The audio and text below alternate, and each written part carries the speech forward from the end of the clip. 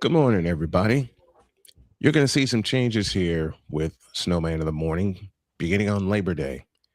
Today is one day that we test everything because we are planning to extend the show to 180 minutes instead of the usual 120 that you're used to. There are some things I need to get in order. There are some things I need to settle with the crew, and they're all positive, so don't worry about that. I'm going to make sure we have a pattern. I have an ecosystem in place. And to any network that wants to pick us up, let's talk. Okay. And the reason I say let's talk, I ain't doing anything for free anymore. I'm on the hunt for sponsors. I'm on the hunt for advertisers. I'm on the hunt for donations to the channel, especially on YouTube, so we can build this thing. It's time to go all in. You know And one I'll thing that be- won't. You know one thing that won't be changing, boss. What's that? The fact of how much caffeine we're gonna need. You ain't said nothing but a word, brother. You ain't said nothing but a word. Let's go. I can't do it. We'll do it live. Do it live. I'll write it and we'll do it live. Mister, will you please wake up, wake up, wake up, wake up, wake up?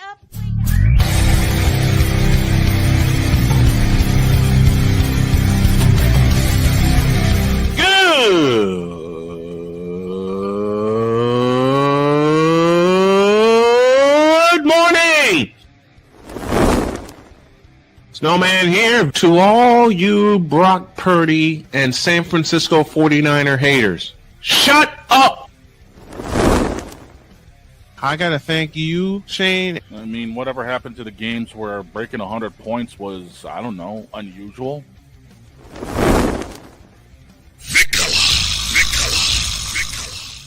There was one word to sum up the All-Star weekend. Trays. Cause we take this job so serious. Splash Brothers, yes. Ray Allen, replace him with Steve Kerr. Reggie Miller, yeah.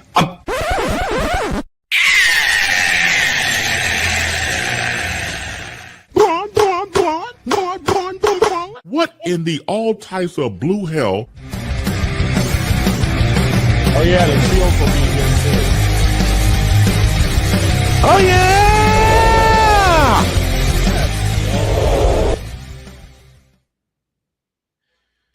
Boy, I got to take y'all are going to love, especially the folks at the channel of ESP Ben, where This Is Michelle has joined us and Napoleon Johnamite has joined us. Napoleon, I hope I make y'all I hope I make you proud, and I hope I make the audience proud. Good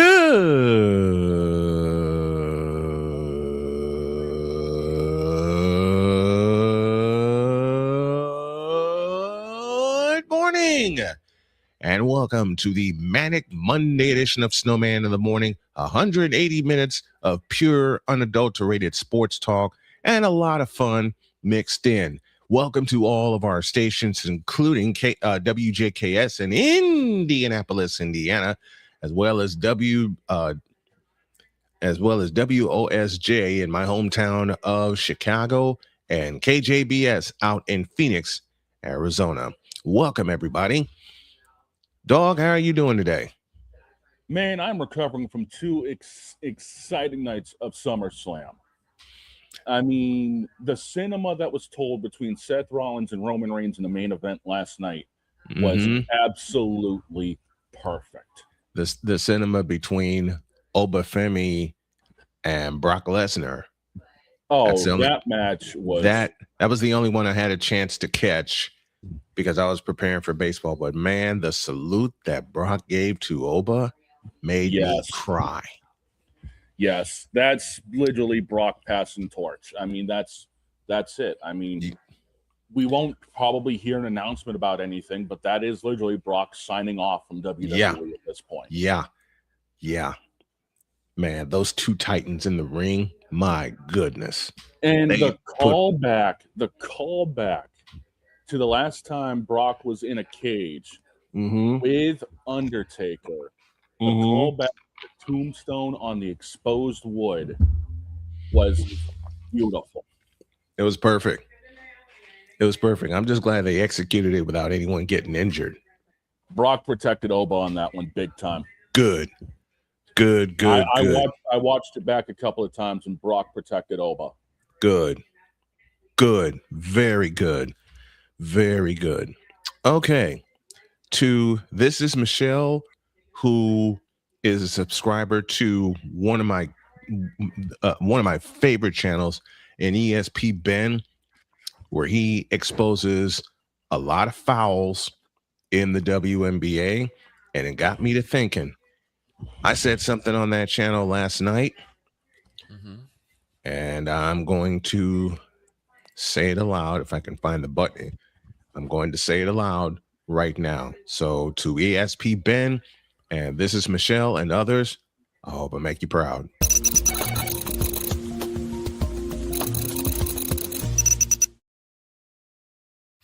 First, an announcement. I have pulled away from covering the WNBA completely. That includes Indiana Fever games. That includes all the doubleheaders I had planned. And that just might include the playoffs.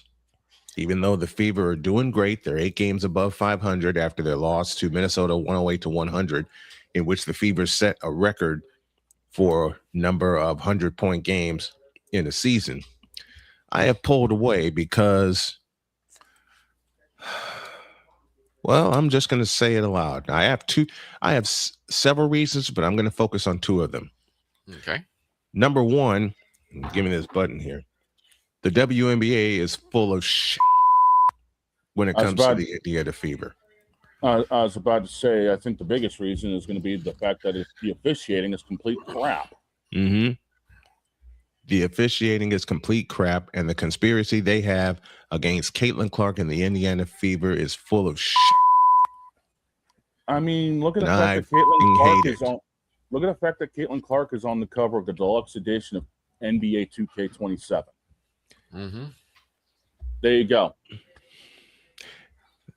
Last year, the cover belonged to Angel Reese, and we all sat here dumbfounded. I think the cover should be between Caitlin Clark and Asia Wilson every single year. In fact, you should have a cover every year that features those 2 players. Why? Because they are the 2 best players in the W right now. Here's the thing. You're missing a very big point, Snowman. They're not looking at the 2 best players. They're talking about the 2 most marketable players. Talking about the most marketable players. Caitlin is one of them. Angel's another. You have to take in consideration of that as well. Oh yeah, I've taken it into consideration. I mean, look at the fact that the base cover has Wemby on it, and the deluxe digital, like the one that's above Caitlin, has D Rose on it. Has Derrick Rose. Right. Mm-hmm. Marketable player. That's all marketing. That's all it is. Marketable players. Very marketable players.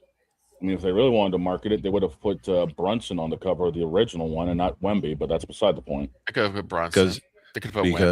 Because Brunson won the championship. They could have put Cat if they wanted to, because Cat is also a marketable name. You got to feature somebody from the champions on the cover. They could have put Danhausen on the cover for all we cared. Fair. Rhino, I didn't chop the head off of my golden goose. In fact, I got another one that's building. But for the simplest of Jesse Engelbert chopped that head. For the simplest of reasons,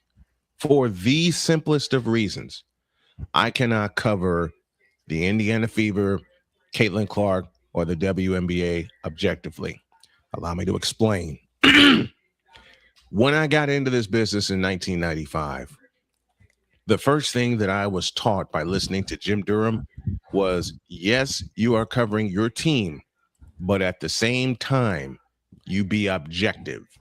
Right. You call it fair right down the middle. Yep. Earlier this year, I did a game with the Indiana Fever at the New York Liberty. And all I could think of is that is where the shift happened. Tell me why Breonna Stewart went to the line 21 times. 19 in the second half. Tell me why almost every time, and I want y'all to listen to me carefully. It may sound like a conspiracy, but if you've watched the W as long as I have, you'll understand it.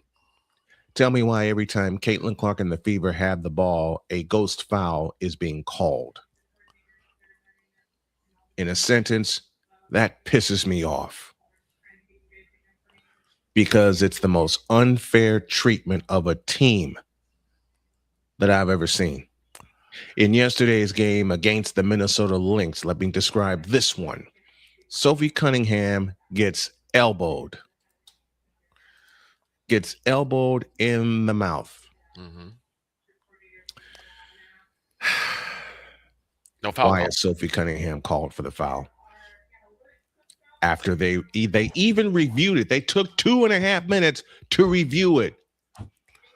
And all I hear the PA announcer say is the call on the floor stands.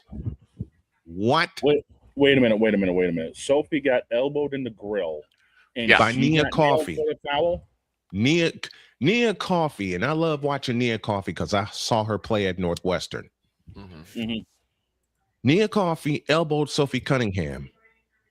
And it wasn't malicious or anything. She was trying to get the ball in bounds, and she whacked Sophie Cunningham. It happens. It happens. That's a typical play. But at the same time, the fair call would have been either nothing or an offensive foul on Nia Coffey. They called the foul on Sophie Cunningham. It would have been nothing. The fairer call would have been nothing because you have to actually use intent on whether or not it's an offensive foul. Yeah. So and in that case, I would say no, nothing. I would call nothing. Let me interrupt this for a moment. Napoleon Johnamite says, today I'm expecting the A's to sell. I'm also dealing with my dad transferring to end of life care. Today, August 3rd, 2026 sucks. Napoleon, I'm going to change my take right now.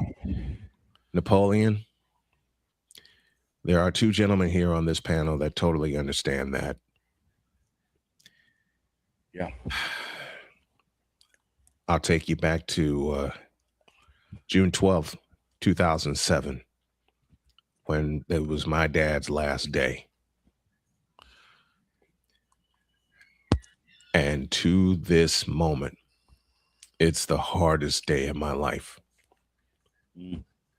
The only good thing about the date of June 12th is that is when the Bulls won their first world championship. And my dad and I, my family and I watched it. Now, every time June 12th rolls around since 2007, I hate that date. I know I got to live through it. I know I got to go through it. And Napoleon, I hope you understand why I'm letting this out. I hate the day of June 12th. In fact, I hate that entire week.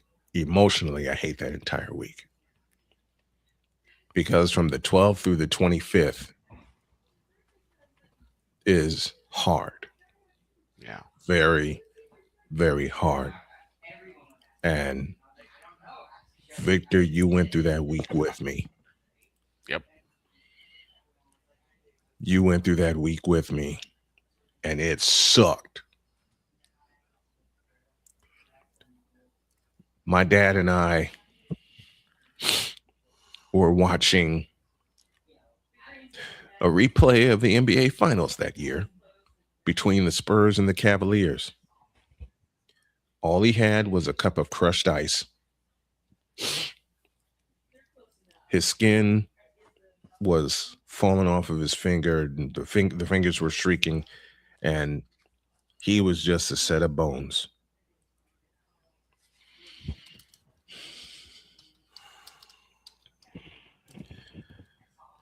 He was just a set of bones. He would tap the bed with his hand, wanting to be adjusted, and I would adjust him. We still talked sports. All the time. All the time. Victor, you, the late Alvin Washington, many, many others have hung with me when I talk to my dad. I have always said, like, what he gave me the name Joe Cool. Yep. When I I picked up Snowman for a game when I was able to drive, and it just started to turn a little dark, but it still was a little bright out. So I had my shades on, I had my suit on. Snowman had his suit on, and Sarge looked at me and just said, "Hey, look at Joe Cool over here," Yep. and that stuck. Yeah. Yeah. He gave us both a hug that day before we went to do our game. A lot of stuff I've learned from him. And Napoleon says, I'm just trying to make it through this period where we don't know how much longer he has. I get it. We get it. Yes. We get it. All of this is taking me back because the last time I remember seeing my dad was February 15th, 2022. Yeah. And the reason that day sticks out to me, the day after Valentine's Day. That was the day the Queen Pin and I got married. And that was the last time I saw my dad. 34 days later. 34 of them. I get the call because she and I were still trying to find a place to live at the time. Yeah. My mom calls me up. Originally, it was around a little after 1 o'clock, but my phone got the voicemail. I was asleep. Mom calls me up 8:15. She's like, "Did you hear the voicemail I left you?" And I said, "No." Because I didn't see it at the time. And then that's when she told me we lost him. Napoleon, I will say this to you. Remember all of the good times. I'm now being pulled into my grandmother. I'm fortunate to have my parents still here, but when I tell you my grandmother's my best friend, that's not a lie. She called me Brady Marlin, which is, for most people who don't know, is Cockney rhyme slang for my darling. She gave me that name when I was 6 years old. I call her Tefacious because that was the only word that I could actually use to say her name. She would call me up every single year to let me know what Charlie Brown specials were coming on, whether it was Thanksgiving or Christmas or the Great Pumpkin, because we'd watch it every year. Yeah, the Great Pumpkin. Yeah. When it was her time to go home, she looked like she could barely recognize anybody. I told my mom I wanted to go see her when it was time because I thought I would be ready for it. My mom thought differently. So I woke up later that day. Mom was already gone. And I got the phone call that said that my grandma had passed away. This is now still injustice. Yeah. Yeah. I took my phone, and after the call had ended, I rifled it into the woods. Oh, yeah. Oh, yeah. My mom didn't yell. She didn't say anything. She just bought me a new phone. Yeah. Yeah. I mean, the day my dad was gone, I had gone into my old room because I was so exhausted. Had a full weekend of baseball. I've been running around trying to secure contracts for the new season. And I was just exhausted. You know what, Dad? You and Tiny got me into baseball. And that weekend after he passed in 2007 was Father's Day. Yeah. I had already made the decision. I'm not doing a thing until Victor called me. And he said, "Are you ready for this weekend?" I said, "Victor, I can't do it."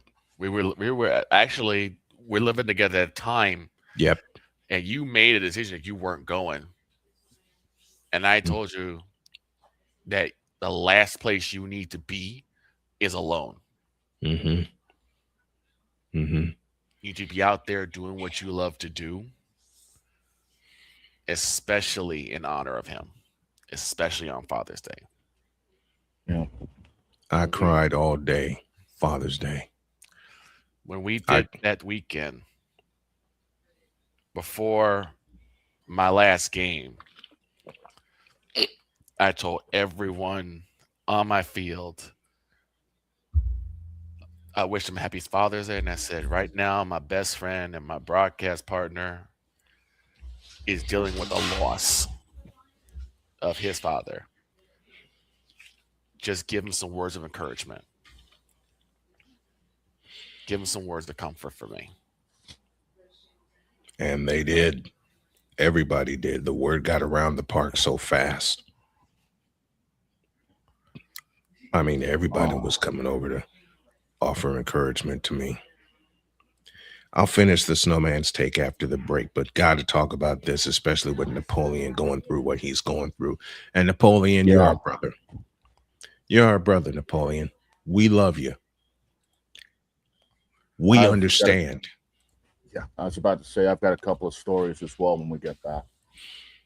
We understand. Yeah. My first favorite team was as you know, the St. Louis Cardinals. Mm-hmm. And their 7-game Classic World Series with the Milwaukee Brewers in '82 officially introduced me to baseball. Right. And then my dad the next year, well, I've been a fan of both the Sox and the Cardinals because Dad in '82 took me to my first baseball game at Old Comiskey Park. We were playing the California Angels. That's right, the California Angels. Not the Anaheim Angels, not the Los Angeles Angels of Anaheim. Screw all that. We were playing the California Angels, and I remember the starting pitcher for the Sox that day being Richard Dotson. There's a name we ain't heard in a dog's day. I've loved the Sox since then. Yeah. Even during their most horrible years, I am always going to be a Sox fan to my heart. I get teased about it from my family, but they know how much it means to me.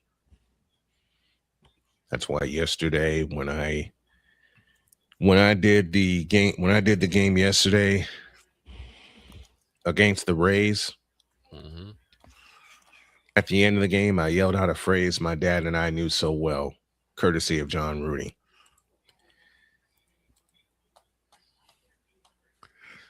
That's a White Sox winner. Man, do you know how many times Dad and I heard that? Especially in 2005. I remember him being so happy, even though he was so physically worn out the night we won it all. I had the radio going. I had the TV going. Joe Buck says the White Sox have won the World Series. John Rooney says a White Sox winner in a world championship. Mm-hmm. And we must have hugged and cried for a good 20 minutes. Oh, yeah. My phone was ringing off the hook. Some of my dad's friends. Victor was blowing up my phone.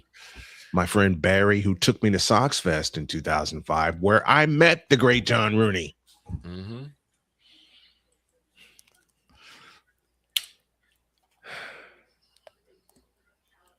I'll leave y'all with this. Dad gave me the most terrific piece of advice. And Rhino, I know I can cover anything I want and do it the way I want, but I am professional and I am old school, and I'm going to stay that way. My dad told me the greatest piece of advice. And actually, he told this to me before I went off to college. Mm-hmm. Hell, He told me this before senior year started and after senior year ended in 1990. 1990. Geez, I'm old. And to do Cole Johnson justice, because we always talk and say that our dads were cut from the same cloth. Mm-hmm. So, Cole, I have a part of you. When my dad said to me before I went off to Northeast Missouri State University, he said, quote, "Don't let anyone, including your mother or me, stop you from chasing your dreams." Close quote. Man, that has stuck with me forever. In all of the ups and downs, the starts and the stops, the inconsistency, which is being corrected one game at a time, one stream at a time, one show at a time. 30 years I've been at this. Labor Day will start season 31. And I never, and Victor can verify this, and Shane can verify this, I have never and will never stray away from the old school presentation of my play-by-play. No reason to. No. So, Napoleon, we've been there. And we're here with you, brother. Like I said, here with you. Like I said, after the break, I got a couple of stories of my own. Yeah. So, you know what we're going to do?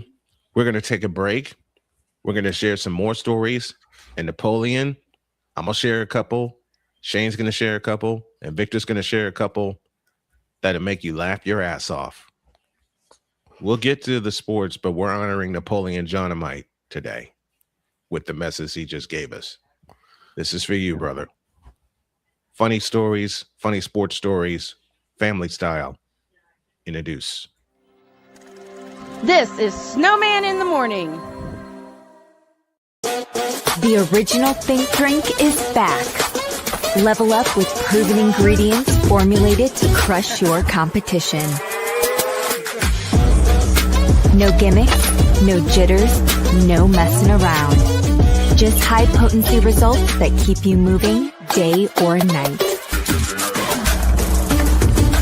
There's a new nerd in town, and we came to play.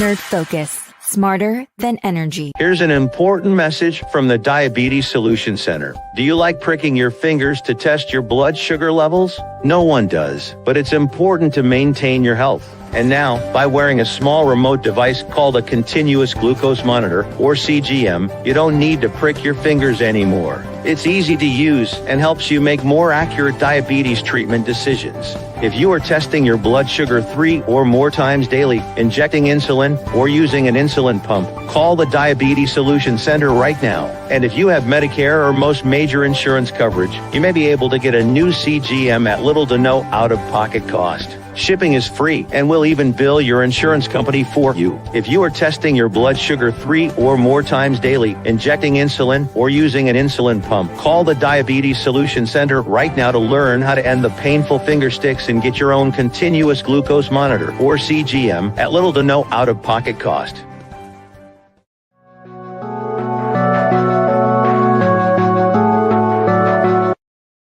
I want to do a TED Talk, but I don't have anything to talk about yet. I'm getting there. Life is for the living. We're not here that long. You can learn anything you want to learn without any money spent. What do I really enjoy? What do I really want out of life? I am your host, WIZE. Are you in a life holding pattern? Well, this is for you. Welcome to the Stuck in My Mind podcast. Live every Monday, Tuesday, and Wednesday at 4 p.m. Central.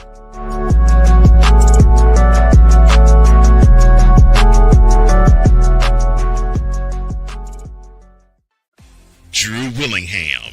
In this case, yeah, you put the blame on Kyle Shanahan for apparently not preparing the team enough for the overtime rules, supposedly. Cole Johnson. Peyton was considered the winner, and he was the darling of all darlings for Gerald. With a special appearance by Tyrone Alizé McDummy. Ain't nobody calling me. Text delete. Join these two football enthusiasts as they give you Total Football Talk. Live every Monday at 4 p.m. Eastern, 3 p.m. Central on the Sertoba Media and the Comey Media YouTube channels.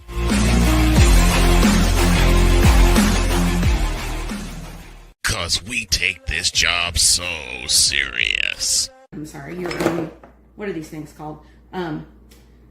Spices? Spices, thank you. My brain went bleh. What in the all types of blue hell? This is Snowman in the morning.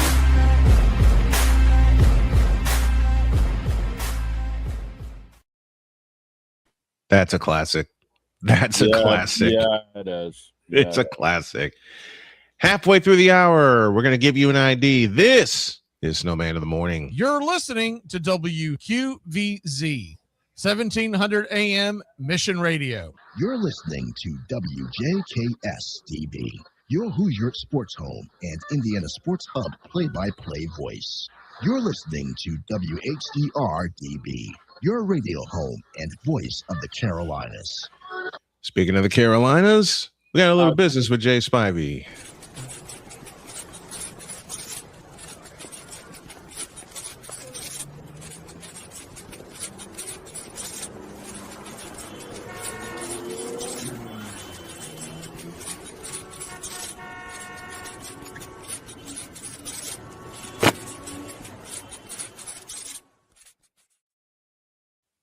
The one and only great Jay Spivey is with us from Carolina. Good morning, Jay. How are you? What up, guys?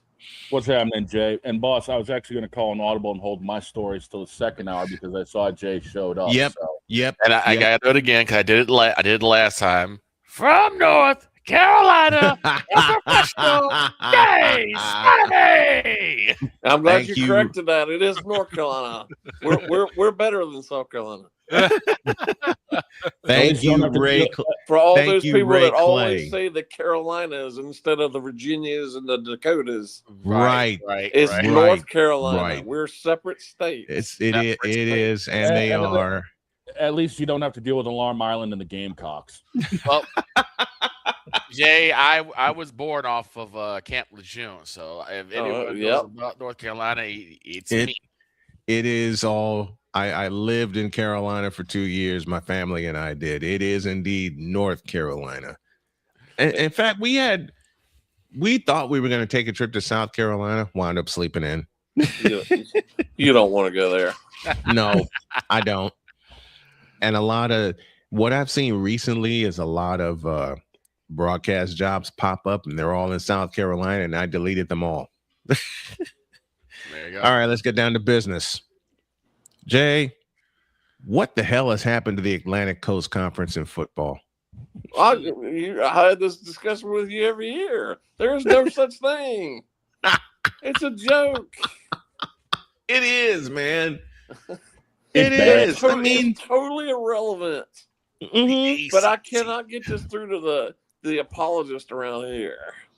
It's totally irrelevant. Wait, apologists in North Carolina? There are a lot of ACC Yes, apologists. there are. Yes, there are. I have talked to them. No, Jay and I both have talked to them. Even live and on the phone. Even the so-called fans who say they don't care about football, which is BS in my opinion. Yeah, that's a lie. If you root for a school, you root for all their sports, not just one. Thank you. Correct. I do not understand this weird thought process of, well, I only cheer for this team in terms of basketball or in terms of baseball or in terms of no. If you support school, it's for all sports, men or women. Absolutely. Mm-hmm. Yep. Absolutely. Good man. If you cheer, like you said, if you cheer for a team in one sport, you cheer for them all. But there is somebody we know that doesn't. He only gives a cursory response to football with his quote unquote team. Do we have to talk about the mogul again? It's fun. The media prophet who cuts out half of his viewer base because he won't talk about a sport that he doesn't like. I'll tell you what's funny. Jay often sends me his posts, and he often accompanies it with the words "clown show." Yeah, that not only describes him, that not only describes his company, that describes the Atlantic Coast Conference. I was gonna say, so he watches. He will never allow anybody to say anything negative about the ACC about anything. I will guarantee that. No, when I was on his show and spoke negatively about the ACC, football, basketball, and whatever other thing he would bring up, he did not like it. So wait, so he used the term "clown show." So does that mean he watches his own material? He doesn't know what he's talking about. He doesn't have a clue. He is an apologist. Do not say anything negative about Carolina. Do not. And you talk about a clown show right now. Carolina football. Oh, God. Yes, exactly. Oh, Panthers, God. hello. What a joke. It is. It is. It's an embarrassment. You know what? Even the times I went to an ACC game in Chapel Thrill, I was not. You mean I was Chapel not impressed. Before Chapel Bill, and we don't. I was not impressed. I was not impressed. They fired Michael Lombardi last week, and we don't even know what he did. But so obviously something severe. Right. And then all this drama with Bill Belichick and his girlfriend, and I mean, it's a clown show. And even the chancellor spoke last week about what an embarrassment it is, and we don't even know what happened yet. Nope, and they won't tell us either. That's the problem. They won't tell us either. Joke. But I guarantee you, he's not talking about that on his show. No, of course not. We are. UNC not a word about why protected... Michael Lombardi was fired. Not a word about what the hell happened. No, and it's because UNC is protecting its own ass. It's got its own image to protect, and that's what they're doing. I guarantee you, nothing discussed about. I don't even know if the ACC is 5th in best conferences right now in football. Nope, I think they're lower than that. They're terrible. To be honest, I know we thought the Big 12 was dumb rules the college football playoff has about getting automatic bids. But the ACC doesn't deserve a bid. No. I mean, the ACC championship, and we talked about this almost all summer, Duke and Virginia, and Duke won it. What? Because of a dumb tiebreaker they had. As Cole would say. You would think Miami would get the bid to go to Charlotte. Miami wound up being the ACC representative in the playoff. Explain that to me. I will say this. This is one of the reasons why I love this show on Mondays, because and Jay will give me so much material about this individual that we talk about.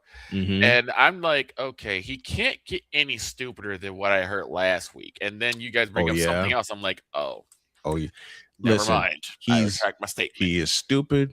He is not a mogul. And he's very, very cheap. Well, I would use the word corrupt, but I bet there is nothing but roses and flowers being talked about Carolina football right now. So it's not just rose-colored glasses, rose-colored eyes. Absolutely. No. Yes, it is.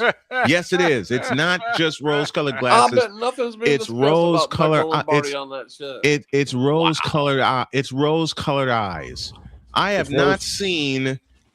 In the years I've been covering college football, even given 2000, let me get this right, 15, when they somehow won the Coastal Division, when they had divisions, good Lord, don't get me started. They won that division,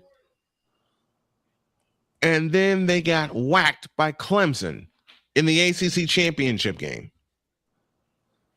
Well, I go back to, and I can discuss this every year in every sport because I pay attention to all the sports. Yeah. Oh, yeah. I do not understand. I do not understand how you're in the same state and have 4 teams in the same state that are in the conference. Right. And some of them don't even play each other. Mm-mm. They don't. And it makes no sense to me. So what other schools think? If you're going to play 18 games of basketball, you ought to play every team in the state twice. Yes. Yeah. If you're in the same state in football, you ought to play everybody in that state. Yeah, agreed. So once again this year, and I know this is the team that I root for. Wake Forest and North Carolina, which are only about 75 miles apart, are not playing each other in football this year. So they don't meet at all. Wow. When 75 miles. 75 miles. If that. It's not a long drive from Chapel Hill to Winston-Salem. And then you talk, this is next year. Then because Wake struggles so much financially because it's such a small school and they have such a small alumni base. Yeah. They're building one of these like villages like the Braves have around there. Yeah. That's almost done. Well, next year they were supposed to play Notre Dame at home. The AD sold out the game to Charlotte. Yeah. And lied to everybody and said that there's a lot of Wake Forest fans in Charlotte, and it looks to be a lot of fans that come down there to the game. It'll be all Notre Dame fans. Yeah. And then not long after they announced that game was moving, right? They were supposed to play Syracuse in Winston-Salem. They moved that game to Toronto. Why? Toronto. Why move it all the way up to Canada? Why are they playing in the Sky Dome? It's called. They're not playing in the Dome. They're not playing in the Dome. They're playing where they play the World Cup, which is what the MLS team in Toronto is. They're playing at BMO Field? Whatever the name of the stadium is, yeah. So they're not playing in the Sky Dome. The Dome does not have football anymore. It's totally made for baseball now. Right, it is because they did. They changed the configuration. They changed everything about it. You're right. They can't fit the football field in there. And with the style of the they're playing in where the MLS team is, and they're playing at BMO Field, and that's the opening game next year on Labor Day weekend. And it's all because of NIL money, is what it is. Yeah. So they sold out 2 home games next year for this stuff. 2. And those of us who are old enough to remember, I believe it was 1981. Wake sold out games all the time, but this one really got to us. Wake sold out their home game with Clemson in 81. Yeah. And played in Toronto. Tokyo of all places. That was 81. Tokyo. That was 81. And they played that in Tokyo. Why does that sound like more of a preseason game than a regular season game? Well, why is any college game playing in Tokyo? Or Ireland? Well, Carolina's playing TCU in Ireland. And is that the opener? Just a couple weeks. That's the opener. That's a week 0 game. Good gracious. And it's all because of money. Teams are doing schools are doing everything possible to generate money for NIL. Yeah. Speaking of money, I'm looking at the matchup real quick, boss. I'm looking at the matchup real quick. It's Syracuse and Wake Forest. Wake Forest is going to be the home team. It's either going to be sold the out 2 home games next year. It's either the 28th or 29th of 2027. So it's the week 0 game. That's the week 0 game. Week 0 game. And it's going to either obviously be on ABC or ESPN. And for context, it's time to coincide with the annual Canadian National Exhibition.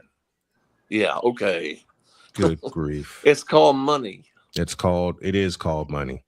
Speaking of money, the Dodgers have printed a lot of money and have acquired Tarik Skubal from the Tigers. I'm glad you mentioned that. Because today, if a lot of baseball fans will probably attest to, it's like Christmas for a lot of baseball fans. Oh, we're committing another sin and talking about baseball. Today's trade deadline day. It is. Yes, it is. 6 o'clock Eastern time. And there's already been a couple of big trades this morning. Yeah. Hey, yeah. It's been going who's on the Jay? Who's on the move? Luis Ariz is going to the Phillies. Oh boy. Brooks Raley's going to the Phillies. And And Jose Soriano, for some unknown reason, is going from the Angels to the Blue Jays. Luis Garcia Jr. has gone to the Yankees. That was yesterday. They made that deal yesterday. Yeah, they're talking about it on the line this morning. Yeah. White Sox got Luis Castillo from the Mariners. That was yesterday. That was yesterday, and that's a big bolster move for them. That is. That's a big move.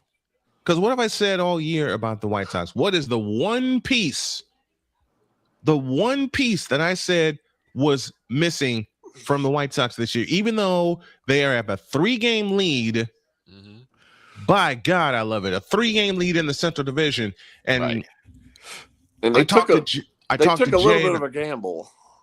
Yeah, because he's technically controllable through 28. He's signed through this year, actually through next year, and then he's got a club option for 28. And they have so they had to give him a lot more prospects than some of these other teams did. Right.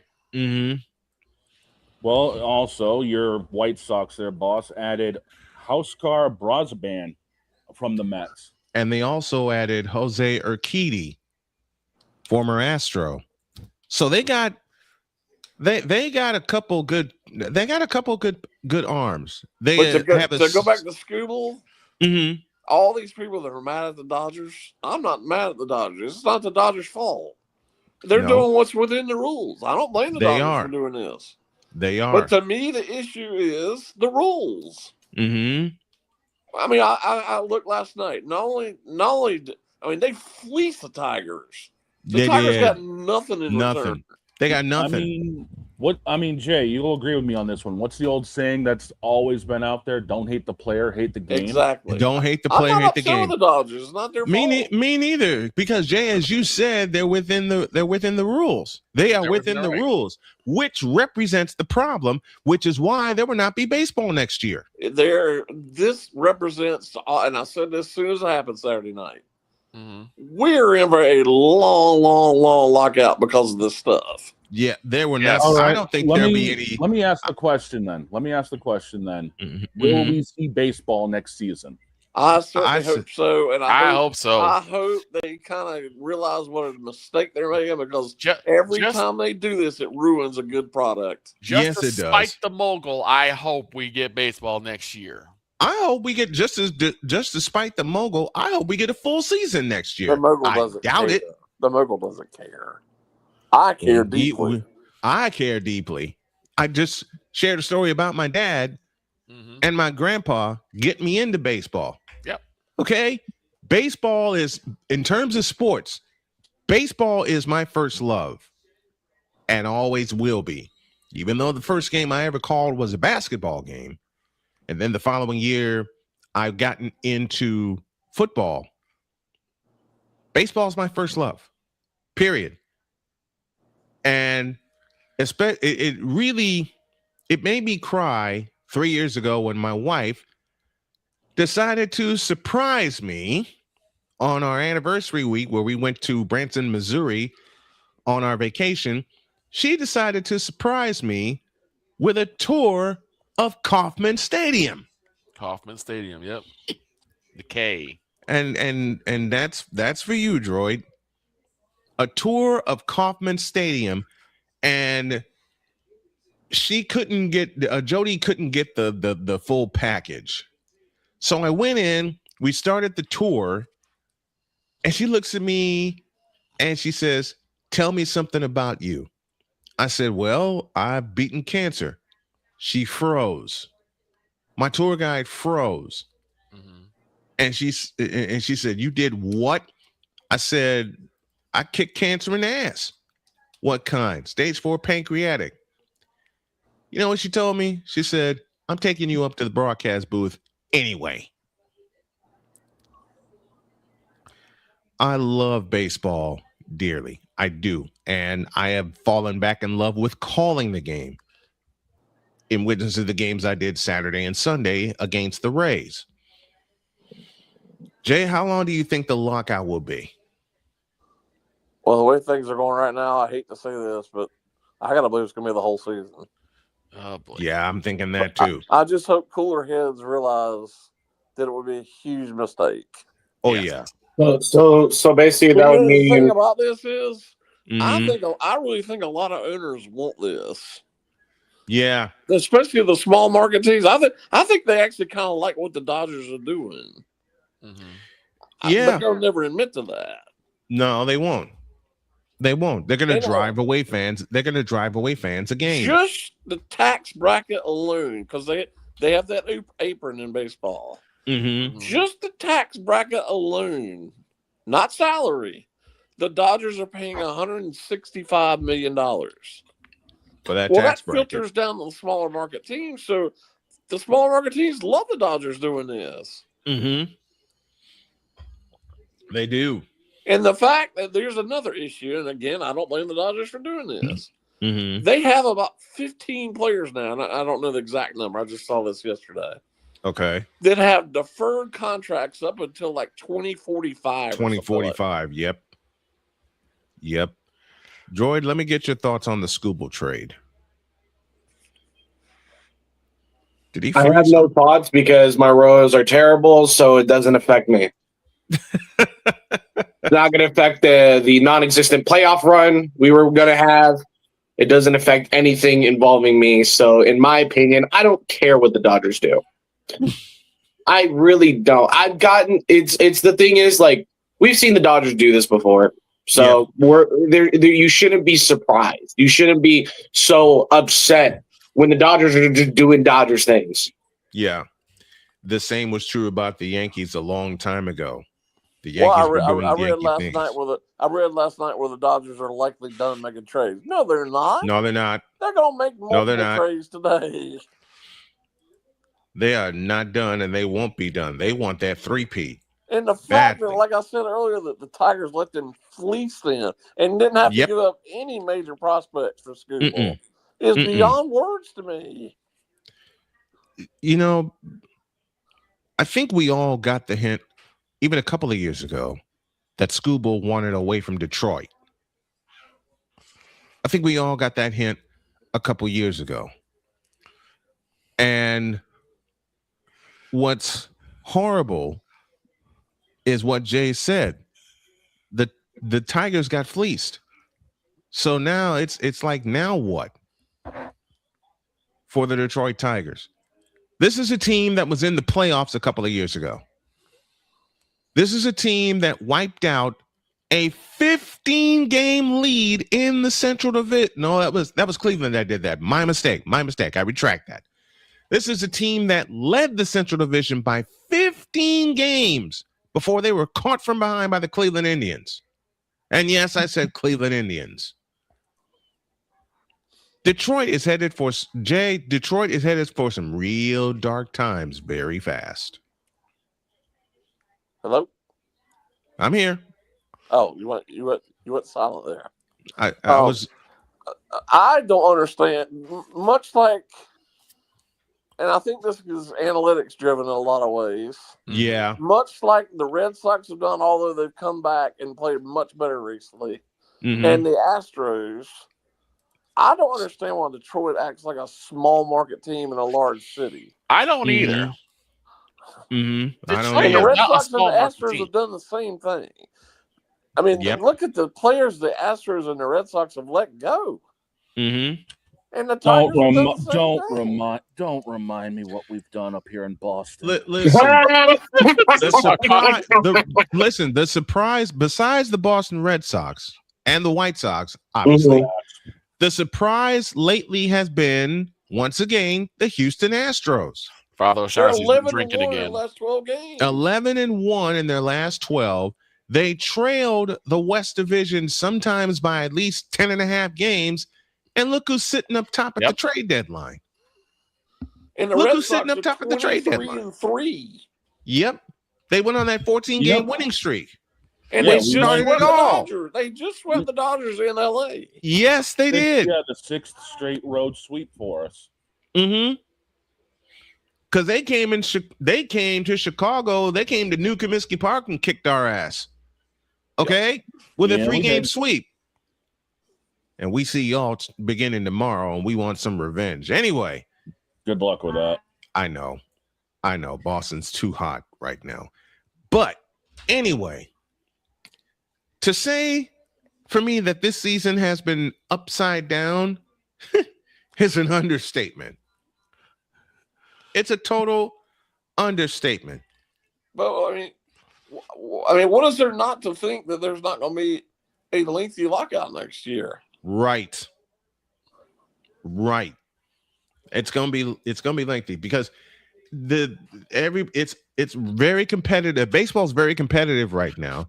Your Braves, my friend, are running away with the National League East with an 8-game lead over Philadelphia. Well, that's partly because the Phillies have stunk up the field the last 2 weeks. But True. The Ted Turner revenge tour continues. But I still think, I don't care what the record shows, I still think the Phillies are better than the Rays. I really do. And they still have 7 more games with each other. Yeah. And which will probably decide the division. Yeah. Just like we have 3 more with the Cleveland Indians coming next weekend. And if the playoffs start right now, the Braves would play the Phillies in the wild card. And the last time those two played, Philadelphia put a foot. Philadelphia put a foot in. I want. I know, because Jay, you and I have both talked about it, and everybody here on the panel has seen it. Philadelphia can get hot at any time. That is the great. That's the greatest reaction to a game. They have great pitching. They have great pitching. Yes. Even before they got a rise, Schwarber and Bryce Harper just scare the crap out of me. Schwarber scares the daylights out of me. Schwarber scares the daylights out of me. That sounds like a reaction between a game between the Browns and the Jets. Just ugh. And here's what I don't get. No. Somehow, as sorry as the Mets are, yeah, they own the Braves. The Braves are 4-6 against the Mets this year. How are the Braves 4-6 against the Mets? How? And play 3 more next week against them. How are they 4-6 against the Mets? They have stunk up the field against the Mets this year. They played a doubleheader last week, scored a total of 3 games, and somehow won one of them. How? I don't know. They won 1-0 because Chris Sale pitched his butt off. Yeah. But that's Chris Sale. And they won that game out of 1-0. Boston. They scored 3 runs in 2 games and won one of them. Like I said, that's Chris Sale. The White Sox had him, the Red Sox had him, and now he's with the Braves, and he's fully healed from his surgery. And because everybody babies pitchers in baseball, he's supposed to pitch tomorrow night against the Marlins. But the Braves moved him back to Friday against the Yankees. Why? Because he needs some rest. That, and it's a bigger market game. I see that. The Yankees game means nothing. You're going to tell me that you're not going to want your best pitcher on the bump when the Yankees come to town? Come on, man. The Marlins game means way more than the Yankees. The Marlins is a division game. Yeah, I would go for the division. I would go for the division game. I would go for the division game because when we see Boston, I think Thursday we're going to throw Anthony Kay at you, and he's one of the aces of the staff. Yeah. By the way, Jay Spivey, when Philadelphia comes to Atlanta, well, that series blanking sucked. Yeah. Real quick, let's go over the division leaders. The Rays lead the Yankees in the East by 2.5 games and 5 over Boston. The White Sox, and I can't believe I'm going to spit this sentence out. The White Sox lead the Cleveland Guardians by 3, Minnesota by 4, Detroit by 5.5, and Kansas City, we're not going to talk about that. Remind me, did we win that series against the Yankees, the previous one? Split. Okay. We split against the Yankees. Okay. And I'll talk about that series after the break. In the West, it's Houston, 2.5 in front of Texas, 3 in front of Seattle. The Oakland Athletics, yes, I'm using the old school term. The Oakland Athletics. Listen, once upon a time, what happened to them this season? They were so good at the beginning of the season. Napoleon, let me say this to you. Once upon a time, the Oakland Athletics led the American League West Division. They're not leading anymore. They led that division for a month. And for a while, the wheels fell off. They were the only team above 500 in that division. When leading that division. They are 22 games below 500. They have fallen off a cliff. Yep. I think that started when they found out they were moving to Las Vegas and played in the new stadium. I still call them the Oakland Athletics. And then you have the California Angels. Trout You wants have to a get team traded. They are an in which embarrassment. they've been an embarrassment, and Victor's going to get a laugh out of this. They've been an embarrassment since 2005. And I doubt this is going to happen today. Why does Mike Trout want to stay there? I've asked that question for years. He needs to get out of that city. Why do you want to play your whole career? Now, am I wrong about this? Has he not played a single playoff game? He has not played a single playoff game. Just in 14 embarrassing. years. In 14 years. One of the best baseball players of all time. Mhm. And you're not going to play a single playoff game. A complete baseball player, Oh. and he hasn't played a single playoff game. Get out of there. In 14 years. Get out of Shohei there. left. Look what happened with him. He ended up getting a couple. Shohei's a champion. I'm not blaming this. I'm not blaming this on Trout. The only thing I'm blaming Mm-mm. on Trout is why he doesn't want to get traded. Right. I'm sorry, Trout, but you're not Derek Jeter. Okay, you're not built for staying in one town. You need to get your playoff games in. It's got to be miserable. I'm not surprised that it is miserable, because the Angels have sucked for so long. I told you, I think they've sucked since 2005. If it were me, I When would they- beg to Okay. get rid. He You has know he has a full no trade. If it were Yes. me, and I saw a lot of this last night. If it were me, I would beg to get traded to the Phillies, which is where he's never. I would void Just the daily. beg to get traded to the Phillies. I would void that no trade clause in a heartbeat. Trout wants to go to Philadelphia. Yeah, he's That's from, his hometown. He's from right near there. He's from That's like his 45 minutes away from Philly. That's his hometown. Can Do you you know imagine a how lineup that's dangerous? Harper? You Schwarber, read my mind. Trout? Oh my God! You read my mind. Imagine Trout in the middle of that batting order. Just begged to get traded to the Phillies. Yes. Yes. Please. And, I mean, it's just and the fact that Artie Moreno, who's done one bad thing after another as an owner for the Angels, you just let Ohtani walk away with nothing. With nothing. Now he's getting a full contract with deferred money, and he's won 2 consecutive World Series. And he's probably going to win a third. He's probably is gonna win a third with the addition of Skubal. I'm not even sure they needed Skubal. They're the way they were playing, no, they didn't need Skubal. Matter of fact, this was the Dodgers giving the entire rest of MLB the bird, saying, "Hey, we're going to go after them anyway." Absolutely. Yep. They are the only team with a double-digit lead in baseball. They lead the Diamondbacks by 10 and the Padres by 11.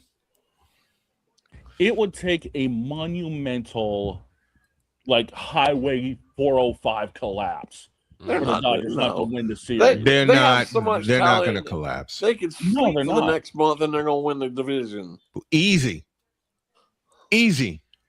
You know, Ryan McCarthy just said, the Cardinal Ryan McCarthy, or Mr. McCorfey, as we like to call him, just said it. Good day, Snow Crew. The Dodgers got Tarik Skubal because ... they could. They could.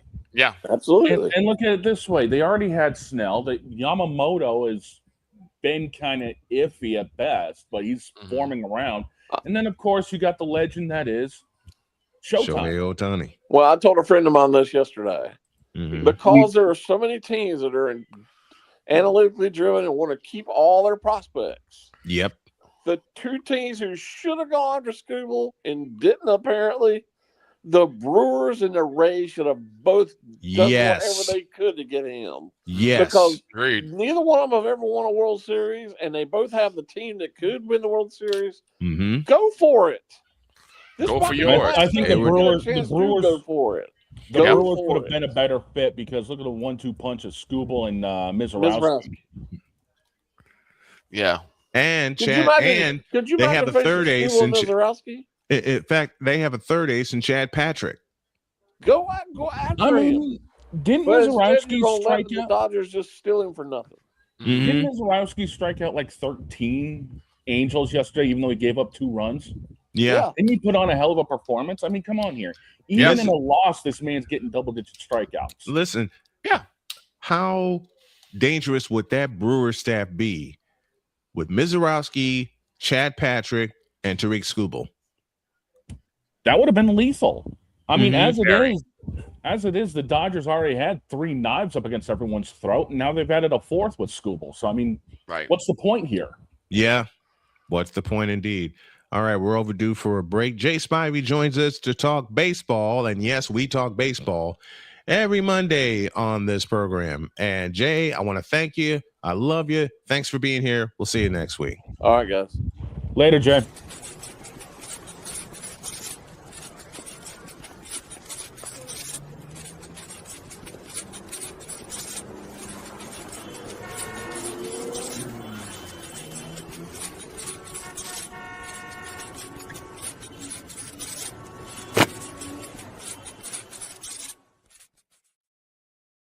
And that, my dear mogul, is a baseball conversation. Yes. Yeah, and Skubal going to the Dodgers may have just sealed the fate for the rest of Major League Baseball and the lockout coming. I believe it. I do too. Like I said to that certain mogul who cheated me and cheated Jay Spivey as well as others, that is a true baseball conversation. Hour 2 after this. This is Snowman in the Morning. The original Think Drink is back. Level up with proven ingredients formulated to crush your competition. No gimmicks, no jitters, no messing around. Just high potency results that keep you moving day or night. There's a new nerd in town, and we came to play. Nerd Focus. Smarter than energy. Here's an important message from the Diabetes Solution Center. Do you like pricking your fingers to test your blood sugar levels? No one does, but it's important to maintain your health. And now, by wearing a small remote device called a continuous glucose monitor, or CGM, you don't need to prick your fingers anymore. It's easy to use and helps you make more accurate diabetes treatment decisions. If you are testing your blood sugar 3 or more times daily, injecting insulin, or using an insulin pump, call the Diabetes Solution Center right now. And if you have Medicare or most major insurance coverage, you may be able to get a new CGM at little to no out-of-pocket cost. Shipping is free, and we'll even bill your insurance company for you. If you are testing your blood sugar 3 or more times daily, injecting insulin, or using an insulin pump, call the Diabetes Solution Center right now to learn how to end the painful finger sticks and get your own continuous glucose monitor, or CGM, at little to no out-of-pocket cost.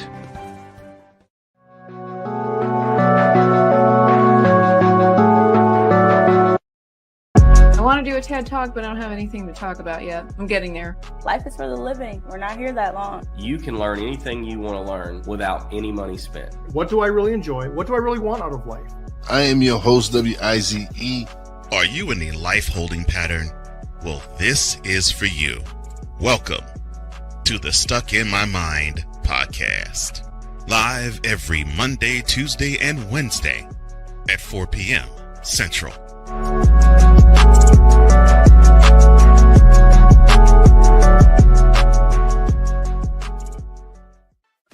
Drew Willingham. In this case, yeah, you put the blame on Kyle Shanahan for apparently not preparing the team enough for the overtime rules, supposedly. Cole Johnson. Peyton was considered the winner, and he was the darling of all darlings for Gerald. With a special appearance by Tyrone Alizé McDummy. Ain't nobody calling me. Text delete, delete, delete, delete, delete, delete. Join these two football enthusiasts as they give you total football talk. Live every Monday at 4 p.m. Eastern, 3 p.m. Central on the Sertoba Media and the Comey Media YouTube channels.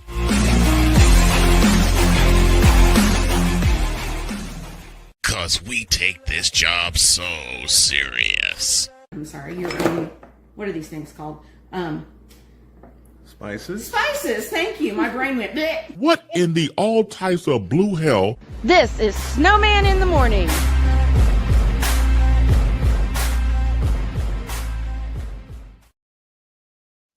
That's my beauty. There are 3 words in the English language that can absolutely ruin and decimate a lazy Sunday. And those are? We're in Kentucky. I'll tell that story after the ID because we owe you an ID at 11:10 Eastern Time. This is Snowman in the Morning. You're listening to WQVZ, 1700 AM Mission Radio. You're listening to WJKS-DB, your Hoosier Sports Home and Indiana Sports Hub play-by-play voice. Broadcasting live in your region, across your nation, and around the world. This is Snowman Multimedia Sports. It's really, in the end, basically a skill issue. Ball go dancing, Caleb Williams. I am cute. Now do me a favor and get the hell out of my face, you thirsty sons of bitches. 10 after the hour, hour 2 of Snowman in the Morning, and she's gonna beat me up for that. She's gonna throw a couch at you on site. She's gonna beat me up for that. All right, to the comment section we go because that's the lifeblood of the program. Sports Break Media. During our conversation with Jay, says the Phillies acquiring Luis Arias and Caleb Killian from the Giants in exchange for Ramon Marquez and Marty Gare. Napoleon Johnamite. My problem with the idea of a salary cap in MLB that is going to create more John Fishers because why spend money on big names if you're going to be penalized for it? David Blaze says, morning and afternoon. Good morning to you, sir. Caleb Hernandez, the A's lead the West just like Tony Romo leads the CBS anchor team. Oh, geez. That's foul. I think Tony Romo is out of there. He said, have they ever had a good season in talking about the Angels? And as I said, David, not since 2005. Not since 2005. Sick Diggy is here with us. It's a Manic Monday with the Muppets' own Animal on the drums with the Bengals and for the Bengals. Oh, God. That band. A lazy Sunday. I was supposed to have a lazy Sunday. My wife got up and said, me and Mom are going to a rabbit show. Mm-hmm. Cool. Which told me I can sleep until 3:00. I prepared for both games I was going to do that day. One with the Colts, the other with the 49ers. I had both sets of notes. I looked at the Colts notes and roster and I said, screw that. I'm going back to bed. Mm-hmm. Lucy joined me. I turned my phone on just in case the wife called me. Just in case. Good grief. Why did I do that? My wife called me, and it was halftime. Mm-hmm. And I was so tired. I picked up the phone. I answered the phone, and she says, are you doing the Colts game? No, I'm sleeping until the 49ers game at 4:25. Well, you need to go online and broadcast the Colts game. Baby, it's at halftime, and you can pick it up on the Colts Network. The next sentence I hear is full of things that pissed me off. We're in Kentucky. Yeah. And my response was, off. There's a couple of questions for Droid. Do you think the Chiefs are regretting bringing back Bieniemy after what happened? Sleepy with Bieniemy. Eric sleeping with Bieniemy. But there's a question for you, Droid.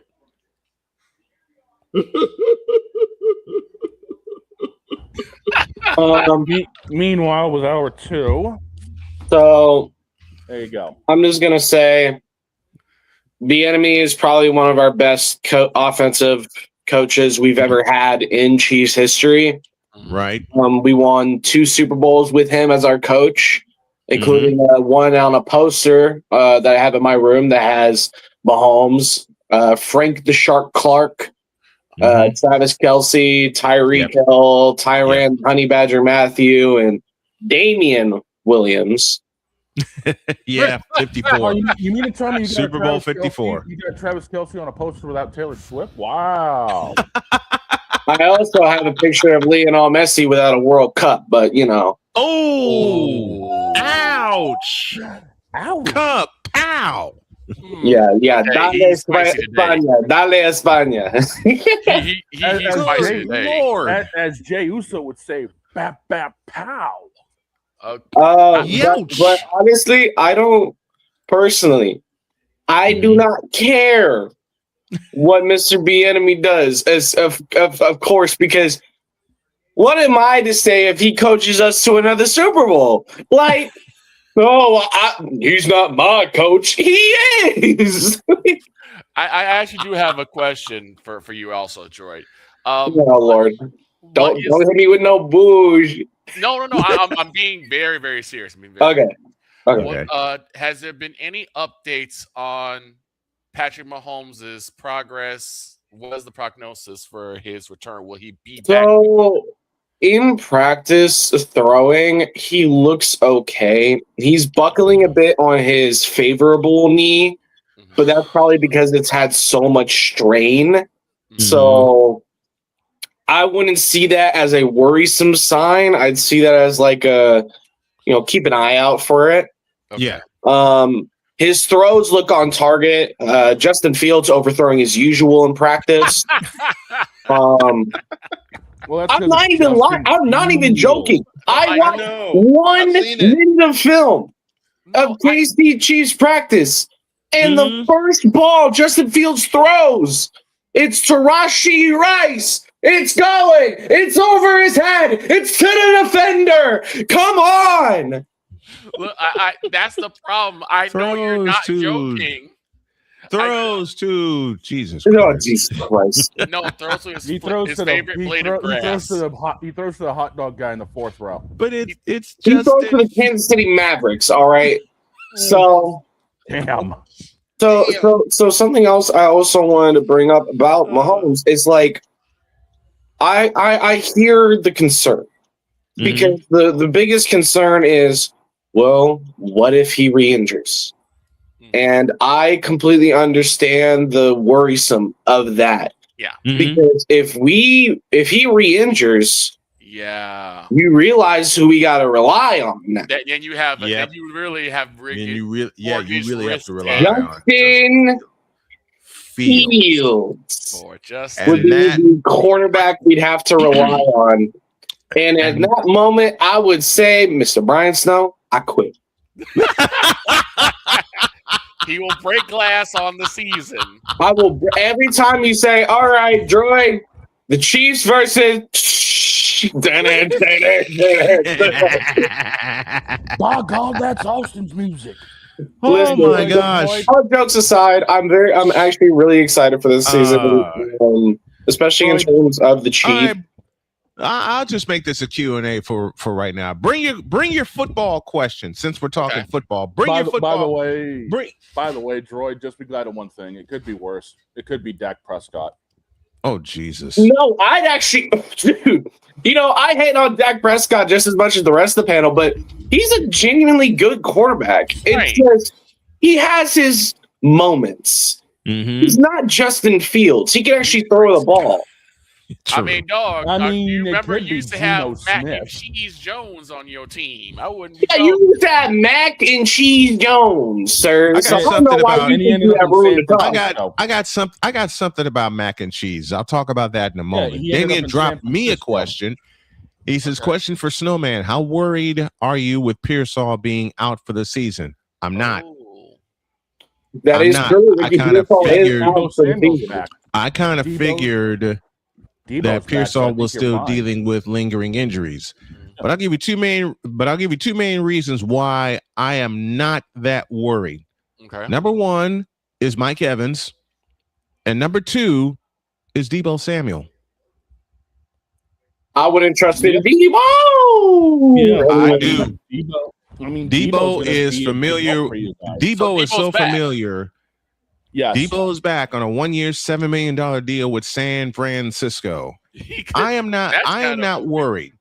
I am not worried because the way that offense is run, and thank you to the late great Bill Walsh for being the architect and the master of the West Coast offense. Everybody save the line. Everybody that is involved can catch the ball. That would worry me if I'm a Washington fan, because if Debo was there for 1 year and they came back, what does it say about his confidence in JD5? Exactly. That would because Debo also has to put a little bit of responsibility on himself, because you need to be able to catch the ball. That's very true. And that's the main reason I'm not worried about losing Ricky Pearsall for the season. Would he be where did Juwan go? Huh? Where did Juwan go? Juwan went to Minnesota. Juwan Jennings went to play for KM. Yep. KM1? Debo and Evans are both injury prone, says Damian Hernandez, and CMC, you should be worried. I'm not worried because, in case you didn't know, Mr. Caleb Hernandez, CMC played all 17 games in the regular season last year. Period. And Caleb, flirted. I was going to say, Caleb, do you not remember that the fact that they had a MASH unit in San Francisco and they still made the playoffs? We still went 12. Give me this camera. They roaches. Give me this camera. Everybody playfully hated on my team, which, as you all know, has been the San Francisco 49ers. We playfully hated on your team. Seattle said, no, we legit going to hate your team. We legit going to hate you. And they kicked us in the ass in the divisional round. But by that time, we were so beaten up because we lost George Kittle in Philadelphia in the wild card game. And I still don't know how the hell we won that wild card game at the home of the champs. By the way, from what I saw, Kittle's still looking good. Oh, I saw Kittle. And Kittle looked like he's on track to start week 1 for the season. George Kittle. It's the animal. It's the conspiracy theory. No, it's not a conspiracy. Shut up, Victor. It is not a conspiracy theory. Shut your mouth. Conspiracy. Shut your mouth. I smell conspiracy. Put the 10 hats away, Victor. Wait, why do you smell conspiracy, Victor? And you know why. It's going to happen again this year, too. Just say it. Why do you smell conspiracy? George Kittle is out for the rest of the season with a blown ACL. That's what's going to happen. No, it's not. No, Travis Kelce will blow his ankle out first. Hey, none of that. I don't want that. I don't want that for Travis Kelce. I don't. Too many jokes I love. Listen, I love watching Travis Kelce, and I also love the brother. You don't like watching current Travis Kelce. I do. Nobody likes watching current Travis Kelce. Even I, a Chiefs fan, don't like watching current Travis Kelce. Don't give me that bullshit. Look, I've watched Travis Kelce. I've watched Travis Kelce for 12 years, and I love the way he plays. I like. Maybe in the past, but we're talking about right now, Brian. I'm talking about right now. Shut your mouth. Hold up a minute. But I have in general, I have loved not George Kittle, Travis Kelce, and I love the brother. What I love the most about Travis Kelce, George. You know, if that happened, I would really quit. All right. But by the way, this just in from CBS: Travis Kelce missed the first 3 weeks with blown eardrums after listening to Taylor Swift. No, he's gonna miss the first 3 weeks because Taylor wants to go on a honeymoon to Cancun. Because yes, Travis, it is you. A new graphic coming. Here's a monumental trade. Man, get it right. It's yes, Taylor. It's because of you. Wait, here's a monumental trade that if Snowman ever heard, he would definitely quit. Trade away George Kittle and get LeBron James as tight end. Give me this button. Dear Victor Locke, you, and you. This moment of Braun's sexual stupidity is brought to you by Hooked on Bonnets. Matter of fact, let me just go. Matter of fact, let me just do this. This moment of LeBron's sexual stupidity is brought to you by Hooked on Bronix. When you start talking like an idiotic bronzexual, Hooked on Bronix can set you right. Call 1-800-YOKAY. Real LJPM. Now approve all this. Paid by the city. By the city. No, Droid, get it right. No, it's being paid for by Joel Embiid's contract. Oh. No, LeBron's contract is being paid for by Joel Embiid's contract. Nah, it's paid for by the Brother Love. Hey, Brother Love's got himself an actual action figure now. He's going to be making bank. Hey, Bruce Pritchard's got to make his money somehow. Vince ain't there anymore. Sure. We're going to a break. Yeah. The legendary Chris Deese joins us after the break. He wasn't arrested. Okay, cool. Back in a Don't worry, Deets isn't Tiger. Oh. We're back in a deuce. Go to break. This is Snowman in the Morning. During bad weather, driving can become downright dangerous. What's your emergency, please? Trust Battle Vision Storm, the revolutionary glare reduction glasses that turn your sight bright during bad weather at night or during the day. Watch your ordinary vision become extraordinary. Battle Vision Storm uses light optimizing lenses that block blue rays so you see clearly in heavy rain at night or blinding snow during the day.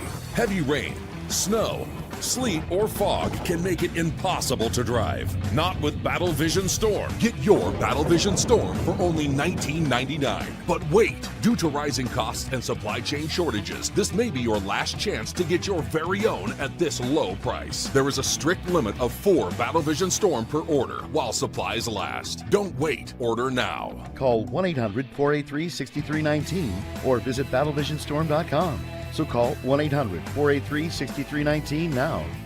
Here's an important message from the Diabetes Solution Center. Do you like pricking your fingers to test your blood sugar levels? No one does, but it's important to maintain your health. And now, by wearing a small remote device called a continuous glucose monitor, or CGM, you don't need to prick your fingers anymore. It's easy to use and helps you make more accurate diabetes treatment decisions. If you are testing your blood sugar 3 or more times daily, injecting insulin, or using an insulin pump, call the Diabetes Solution Center right now. And if you have Medicare or most major insurance coverage, you may be able to get a new CGM at little to no out-of-pocket cost. Shipping is free, and we'll even bill your insurance company for you. If you are testing your blood sugar 3 or more times daily, injecting insulin, or using an insulin pump, call the Diabetes Solution Center right now to learn how to end the painful finger sticks and get your own continuous glucose monitor, or CGM, at little to no out-of-pocket cost.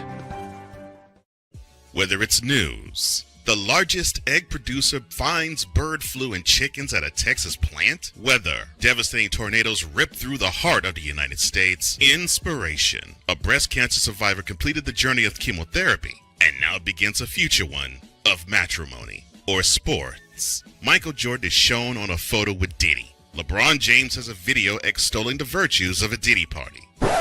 This has been yet another beating a dead horse presentation. We got you covered. BS3 Network, in association with Comey Media Incorporated, proudly present The Morning Shift with Cole Johnson. Live every weekday at 8 a.m. Eastern, 7 a.m. Central.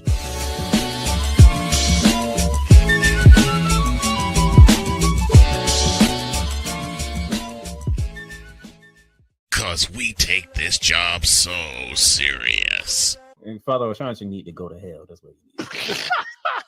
What did Father O'Shaughnessy do? I quit. We're done here. I'm done. We're out of here. What in the all types of blue hell? This is Snowman in the Morning.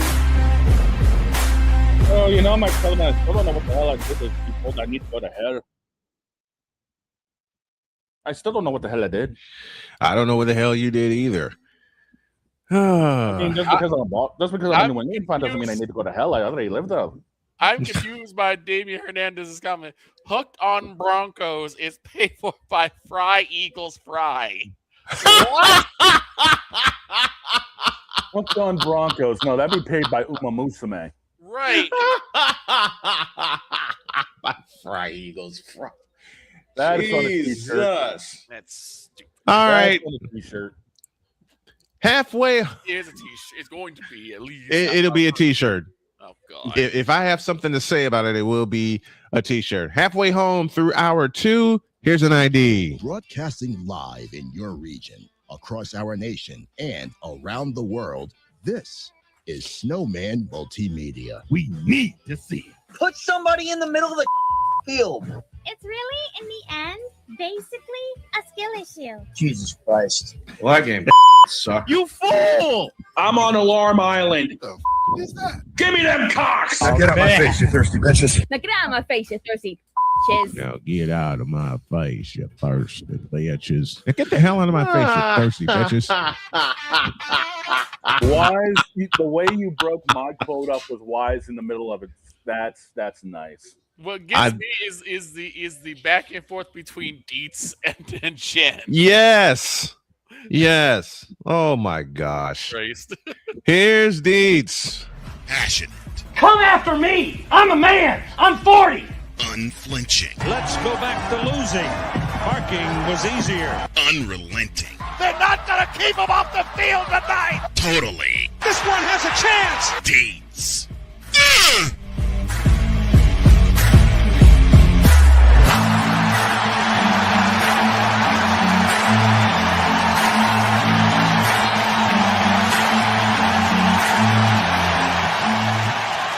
That's not just a murmur, that's a full-blown fibrillation. Dietz is here with us. Good morning, young man. How you be? What's up? Well, I'm glad that you didn't get arrested. No, not this time. Not this time. Dietz put in the Facebook chat, I'm going to be unavailable for a while. I did a thing. What did you do? The next thing I said was, if you don't get arrested. Dietz, what did you do? And I'm gonna give you the camera. What did you do? Well, one thing I did, and it's kind of the reason I'm late, is I bought an old version of Madden. Ooh. And oh boy. So I had a little late night gaming session. Okay. And pretty much a gaming weekend. And leave me this camera because I have to say something. You got it. Okay, you got my attention. EA Sports. Screwed up? I'm available. Hire me, please. Or hire someone. If you're going to make football games, hire someone who knows football so that the players on the screen act like football players. Yes. So, but the one thing happened this weekend, and we go. So that's my plea to EA Sports. But one thing happened this weekend, so you can put everybody back on. I was about to ask before because I want to get. Especially, I'm glad Victor's here because something happened last night that completely blew my mind and will probably blow the mind of every football fan. Okay. And especially a Dallas Cowboys fan. So naturally, I'm playing a franchise with the Dallas Cowboys. Right. Yeah. The only mode that's still good in Madden. So you'll only notice this if you're a Detroit Lions fan or a Dallas Cowboys fan. But so what they do in franchise mode when they give you the schedule, they try to be cute with it, and say, "Oh, your game is on Thursday night. Your game is on Monday. Your game is at." You know, it's not just week 12. You know, week 12 game is and you play it. It's week 12 game is at 1:00. Game is at 4:15. Game. They try to be cute with this, right? They do it like how you would actually do the schedule. Deeds, for the vertical camera, can you scoot a little bit to your left? Yeah, I'm trying. Okay, I know. So anyway, Dog, if you can, please look up the Dallas Cowboys schedule and tell me what week Thanksgiving is. It's week 12. One moment. Yes, it's week 12. That's what I was thinking. I was thinking it was week 12. It's week 12. And maybe there was like a weird, year where it's like week 13 where, Thanksgiving is late, or sometimes it's week 11 where Thanksgiving comes early sometimes. Let me ask you this. What year Madden did you get? I got 2021. That would have been week 13, I believe. Okay. Okay. No matter what it is, well, it doesn't matter because this was, franchise mode. So I'm like in the future now. Yeah. Right. Yeah. According to them, it's the future. I think I'm in 2023 right now. Oh boy. Here's what happened, and Victor, you tell me if something's wrong. Okay. Week 10, the Dallas Cowboys played a home game at 1:00. Okay. And I was like, okay. Week 11, the Dallas Cowboys played a road game. Okay. Week 12, the Dallas Cowboys, my Dallas Cowboys, played an 8:30 game. Week 13, the Dallas Cowboys were on the road. Why? Repeating my sentence. I looked at it, and at first I didn't look at the day that the games were being played. I didn't even know they did that. I just noticed that they were doing the times. Right. And I was like, wait a minute. None of these games are at 4. I was like, wait, none of these games are at 4:30. Right. So I was like, the Dallas Cowboys have played Thanksgiving Day at 4:30 for every year. I can only attest to 43 years of this. Mm-hmm. So they've always played Thanksgiving Day for 42 straight years, and it'll be 43 this year. Yes. Yeah. In every single Thanksgiving spread, it's usually Bears and whoever they're facing at noon. It's the Lions. It's always the Lions. It's the Lions and the Cowboys. The Lions host the early game on Thanksgiving. Yeah. The Cowboys host the afternoon game, which was normally only 2 games on Thanksgiving. Right. But Lions and Cowboys. And then I noticed, I looked at this, and then I looked at the schedule actually, and I noticed that they were doing, Sunday night, Monday night, and they were doing all these things. Mm-hmm. And I'm looking at the Cowboys schedule, not a single Thursday night game, which means there wasn't a single Thanksgiving game. How do you get this is what I'm saying by this is simple stuff. You cannot get that. You cannot do an NFL game and get that wrong. You cannot get that wrong. That's easy stuff. This is like football game 101. You say such a thing. That's crazy. Deets, this is for you. That is blasphemous. That is blasphemous. How dare you? How dare you say such a thing? That's no Thanksgiving game in your simulation for the Cowboys. No Thursday game at all. What? No Thursday night game. It was wild. It was wild. I was like, wait, what are we doing? Wait, how did that happen? How did that happen? What the hell was that? What got me the most is I noticed week 12 and 13. Week 12 was at 1:00. So I knew that wasn't. I was like, wait, what are we doing? And then 13 was Cowboys are on the road. I was like, no, the Cowboys are always home. Right. Yeah. And so I was thinking about that, and I have a couple of thoughts about that, because I've heard a lot of things, and we hear this all the time, and Victor can probably attest to this being a Cowboys fan. Cowboys fans get this all the time. And Lions fans get it too.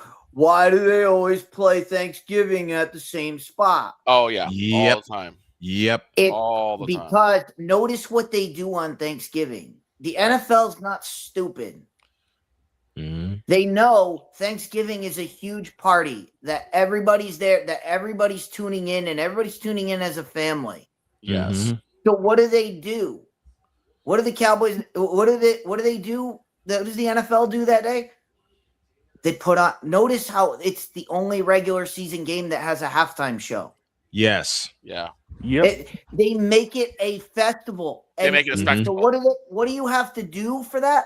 You have to have it in a secured area. You have to have it in a place where you know everybody can be, and everybody knows it's going to be years and years in advance, Right. so that they can plan Around on it. being, they can plan it out, and they don't have to go through. Oh, we have to get a hotel for these people. We have to do this. We have to do that. They just go, you know what? We're in Detroit at 1:00. The halftime show is going to be this person, and they're going to be in Detroit on this date. They're going to be in Dallas. You're going to be in Dallas and do the halftime show at this date. That's why they do it like that. It's not because we only want the Lions and the Cowboys. Yeah. First of all, both games are in domes. Yep. I mean, the Cowboys half a dome, but it's still a dome. But that's still what I mean. And the only time it snowed and weather was involved, we got one of the greatest games ever and one of the worst games of all time at the same time. Right. Yeah. Pretty much. But that's why they do. That's why they do it. That's why they do it the same every year. It's so that they can make it a show, and they don't have to. They don't have to do like a college football. Like, we're gonna send. Yeah, it might be different teams, but we're gonna send them here. You notice the night game. The night game doesn't have any of those festivities in it. Right. The night game. The night game which they added is a regular to just broadcast. be like, hey, why not we'll get another game in. But you notice it doesn't have a halftime show. It doesn't have all the pageantry of what the Lions and the Cowboys have. Yeah, and I mean most of the time people are sleeping that game. Most of the time people are sleeping that game because they're too loaded up on turkey. Yeah. Yes. Black Friday game. Guilty as charged. But so that was the first thing I noticed. But for the second thing I noticed about Madden, Snowman, give me this camera. Oh boy. Oh boy. Call for it. Do it again. Snowman, give me this camera. There you go. Okay. So I'm going to get into the weeds here a little bit and give you some football 101. Go for it. So I was playing Madden, and they made me do these practices to get my players better. And the way you got better is if you performed well in the drills that they had. Right. Yeah. Now, one of the drills they had was called Cover 2. Oh no. Oh boy. And the way you got it is you had to stop the offense using a cover 2 scheme. Right. EA Sports. Cover 2, this is a little football 101 for y'all. Cover 2 means the safeties are playing deep halves. And the corners are playing in the flat. Yes. So I'm playing this drill and I see it's cover 2. So I take my player and I'm like, all right, I'll just cover the hook zones because the corners will have the flat. You know what, folks? Deets, my wife just asked me one of our normal questions, if I'm behaving. No. Considering the fact I'm talking sports with my friends and we're live on the air on all our radio stations. No, I'm not. We are not being responsible. Hold on. I was going to say, is he honestly behaving, y'all? Because you know No. how he can get. He's not okay. Well, so it's normal for him, right? Yes, exactly. Okay. Yes, it is. Normal. You're in A trouble legendary- now, Mister. Why am I in legendary trouble? Because you're not behaving. You're told to behave. I'm on the radio with some I friends of know. mine. That's the problem. That's You not get the- in with your friends and then you misbehave, stinker. Have fun, you guys. Hey, Thank you. hey, Dr. K. Honey, Yes. Deets I think Deets has a question for you. Go ahead, Deets. Just for your update, Snowman's getting a little spicy. Oh, spicy. You're in trouble now, dude. Don't worry, I'll card him later. You know why I'm getting spicy? Because my brain went bleh. Hey, now that's my brain that does that. You know what? Don't worry, Dr. K. I'll give him a yellow card later. And y'all wonder why every time I see her, whether I'm on the air or not, my stomach does backflips and all the butterflies are in my stomach. 8 years with that wonderful woman. Okay, Deets, let me give you the All right. let me give you the camera back. Here you go. All right. So, like I said, safeties are deep. Mm-hmm. You have to have either corners or linebackers that are The flat. covering the flat. Mm-hmm. Because that's the one place that you in cover two. The reason you play cover two is so that you can cover the short stuff and your safeties have everything deep. Right. The computer consistently was throwing outs to the flat, and there wasn't a single guy near him. And I'm sitting there going, it says it's a cover two drill, but they're not playing cover two because the Right. corner would just squat. If they threw this route in cover two, a squatting corner Mm-hmm. would pick it, would take this to the house because they would be like, "You're not throwing this because I'm standing right here." Right. And every Dear time EA the corner was bailing out, and I'm like, "Where are you going?" Dear Like- EA Sports, how hard is it to put somebody in the middle of the blank field? Right. So it's like Exactly. So it's like, again, like these are simple things. Like I get it. Like maybe it's hard to like animate like guys to do things, but at least if you're gonna have the play art, at least follow the play art. Right. If a corner's supposed to be playing the flat, he can't leave and go cover someone deep and leave the flat wide open. There's no reason for that. Mm-hmm. Right. But this is what this is what they do, and it's so frustrating because Madden tries so hard. It's To be They realistic. try so hard to be such a great thing, and like they want to have all this play art, and they They want to try to have be all realistic. this stuff that makes it. Oh, we're making it like coach mode, and I'm like, why don't you just make the game so that the players do what the art says they're supposed to do? Right. Yep. You just do that, Mhm. everything will be fine. But they have like plays where guys just have random brain farts, and all of a sudden the corner is. I have two guys covering deep, and nobody's in the flat. I'm like, then no one does that. That's not football. No. Mm. That's just, hey, we're gonna make your guy do something stupid, so that nobody pays. But the regular person wouldn't pay attention to. They'd be like, "Oh, he got tricked, or he did this." But I noticed doing this drill. I noticed it was every single time. It was every single play. There was no one in the flat. Like in cover two, that's the one thing you can't do. Right. Because if you do that, you'll get cooked. You'll get every cooked time. every single Every time. single Because your safeties are 20 yards deep. No one can play the flat. The flat. No one can. Right. No one else can play the flat if the Mhm. corner doesn't sit on it. Right. It makes no sense. So None. again, football None. 101. This is football 101. This is like the first thing if you had ever played coached or even just knew anything about defensive design, you would know, oh, this is wrong.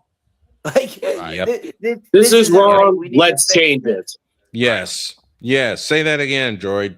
This is wrong. Let's fix it and change it because our game shouldn't be broken when people are paying $70.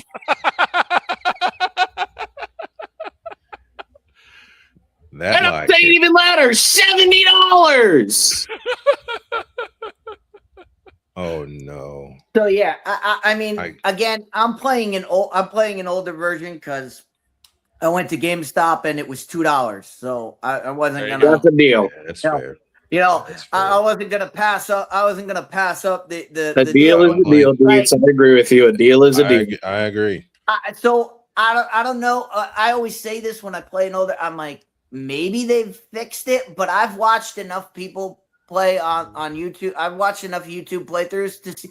I see this every time, and every time it pisses me off when I'm like, that's not coverage that they're doing.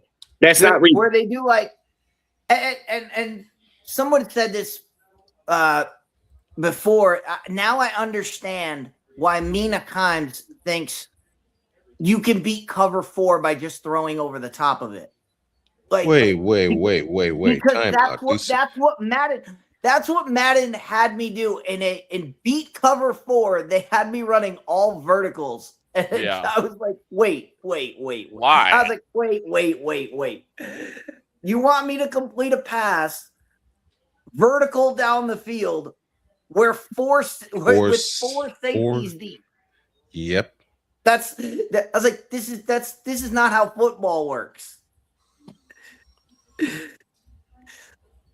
But see, I understand now why Mina Kimes got confused, because she's probably only seen play art through Madden and thought, yeah, this'll do it.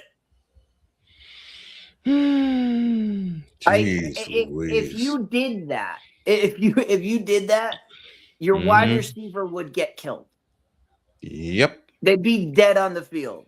If you ran verticals against, they'd be hit by 4 guys before the ball even got there. Easy. Right. Oh yeah. Easy. Immediately. Put the soul of Ray Lewis into every defender. Yeah.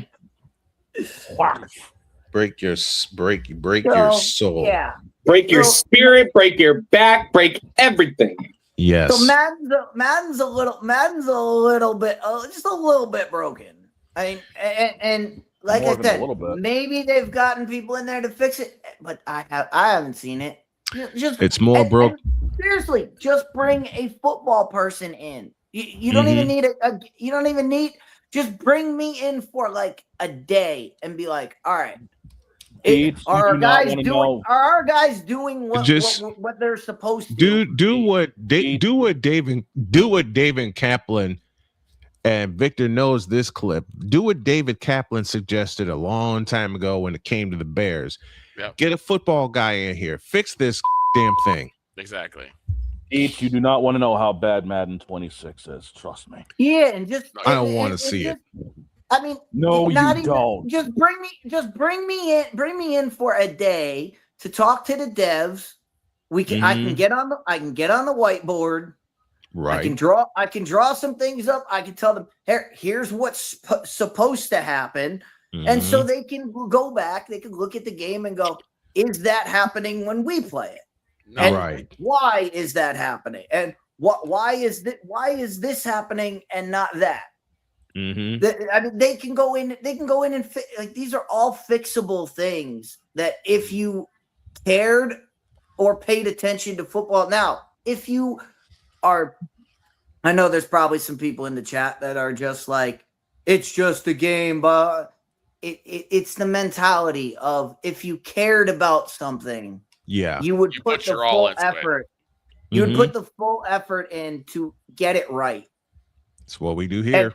And as Droid said, for a $70 game, get it right the first time. Get it right on day one.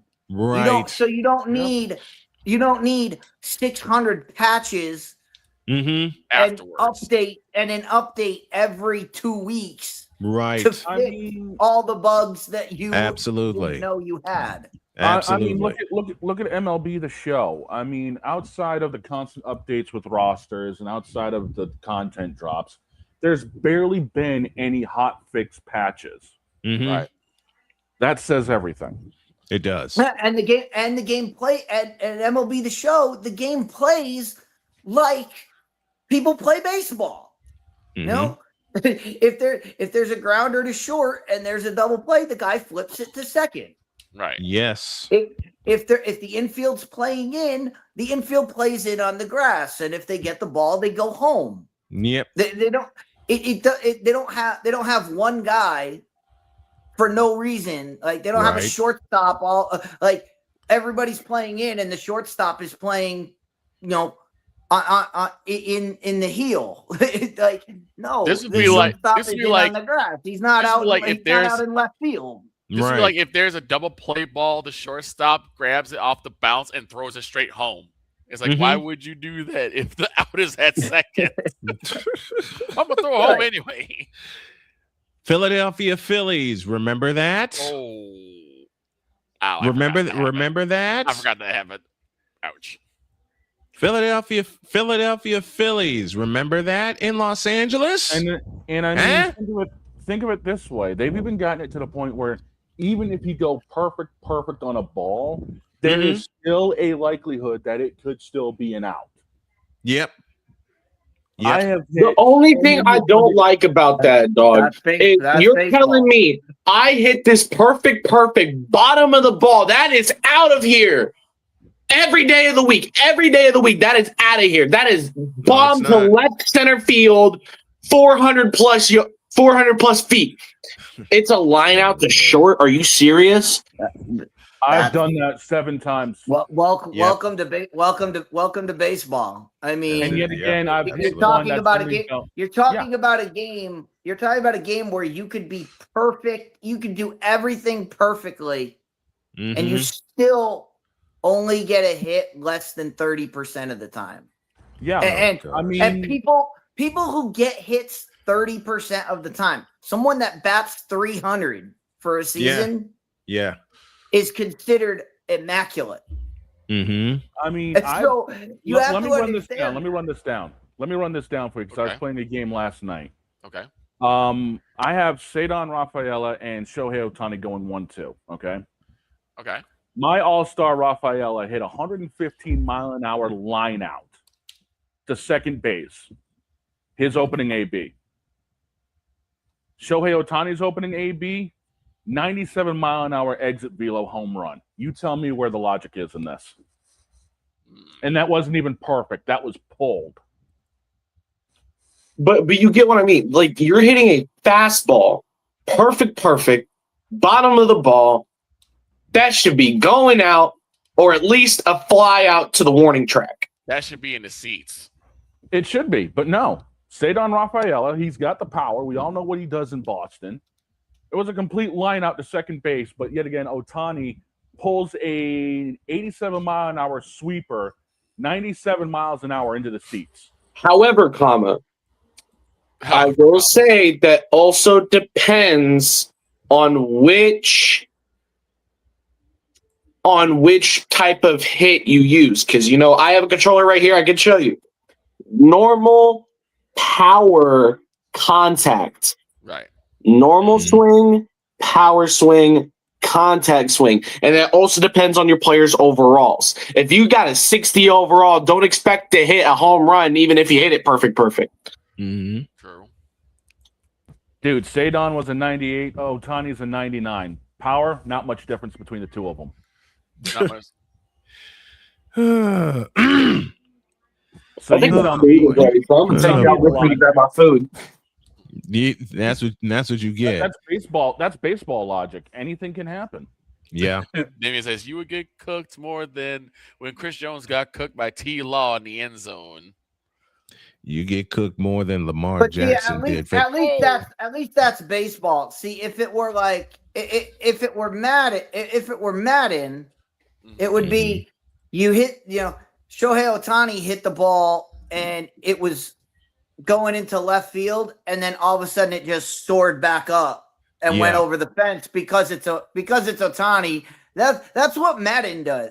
Madden will just make That's like things what the happen. hackers do, dudes. That's what cheaters do. You notice a huge hole, and then all of a sudden there's a guy in it. All of a sudden there's a guy in it, and you're like, that guy wasn't there when I got the handoff. That guy wasn't there. He was not there. But they spawned him in because reasons. I also hate in Madden. So you're telling me the hole opens up and my O lineman thinks, oh, well, let me come over here. Like, bro, get out the way. They get cooked more than Lamar Jackson did in the AFC Championship game in Baltimore. Jesus probably had it happen to him. You ever be handing it off to your all-star running back? He should be taking this to the house every day of the week, and your offensive lineman, that big bumbly bimbo, decides to get in your way. I had it yesterday where on the goal line, I had a fullback. I'm running the ball with my halfback. My fullback. If my fullback just ran through the hole and hit the first guy he saw, there's nobody there. It's a touchdown. My fullback, for some reason, decided, no, I'm going to block the outside linebacker who's on the opposite side of the field. Oh, jeez. And meanwhile, the guy sitting in the hole made the play and stopped it. And I was like, the fullback just went straight. It just went straight. There'd be a hole. My running back would have had just enough crease to just get through. Instead, they made him go a complete opposite direction. Man. For no reason. Again, reasons. Like I understand, like if the guy went through, the guy blew him up, and then he's able to get me. That makes sense. But for the guy to just not do, I'm trying to follow a simple job. And he goes the complete opposite direction. I'm like, hey, where is he going? And I literally watched that replay for like 5 minutes trying to figure out what the hell. I was trying to figure out what happened. And I was like, there's no one here. Whitney, all types of blue hell. And then I'm like, where did he go? I'm like, oh, this guy just shows up. They just spawned a guy into the play. So, by the way, you really want to know some weird ass Madden logic? Tell me why the hell Cordell Stewart has a 99 card in Madden 26. We're going to a break. I still got some because and you know what I got to talk about next, Brian? I have a little unfinished business. Steelers fans, your legacy quarterback is Cordell Stewart. For Cordell Stewart. He has a 99 card. To begin, that had Terry Bradshaw, Ben Roethlisberger, and their Neil O'Donnell. Neil O'Donnell. Yeah. I would understand if they had a 99 Ben. I'd understand if they had a 99 Terry. But they have a 99 Cordell Stewart. We need a break. Make this make sense. You can't. We need a break. I have a little unfinished business from hour one. I'm going to handle that, and we're going to try to get Allison Moran in here. Hour 3 after this. This is Snowman in the Morning. The original Think Drink is back. Level up with proven ingredients formulated to crush your competition. No gimmicks, no jitters, no messing around. Just high-potency results that keep you moving day or night. There's a new nerd in town, and we came to play. Nerd Focus. Smarter than energy. Here's an important message from the Diabetes Solution Center. Do you like pricking your fingers to test your blood sugar levels? No one does, but it's important to maintain your health. And now, by wearing a small remote device called a continuous glucose monitor, or CGM, you don't need to prick your fingers anymore. It's easy to use and helps you make more accurate diabetes treatment decisions. If you are testing your blood sugar 3 or more times daily, injecting insulin, or using an insulin pump, call the Diabetes Solution Center right now. And if you have Medicare or most major insurance coverage, you may be able to get a new CGM at little to no out-of-pocket cost. Shipping is free, and we'll even bill your insurance company for you. If you are testing your blood sugar 3 or more times daily, injecting insulin, or using an insulin pump, call the Diabetes Solution Center right now to learn how to end the painful finger sticks and get your own continuous glucose monitor, or CGM, at little to no out-of-pocket cost.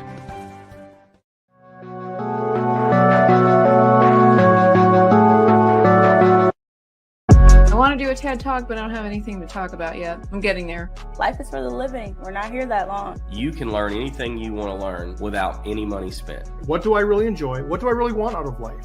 I am your host, Zyhir. Are you in a life holding pattern? Well, this is for you. Welcome to the Stuck in My Mind podcast. Live every Monday, Tuesday, and Wednesday at 4 p.m. Central.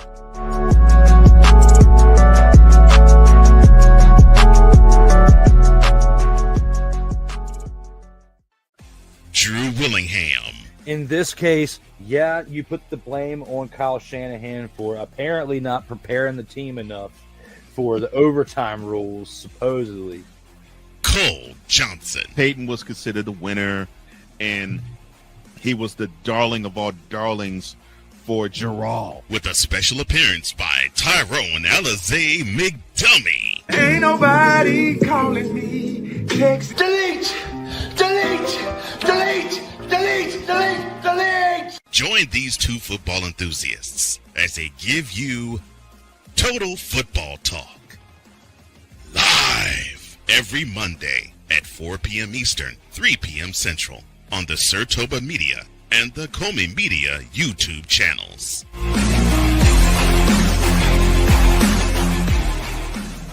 Cause we take this job so serious. I'm sorry, what are these things called? Spices? Spices, thank you. My brain went bleh. What in the all types of blue hell? This is Snowman in the morning.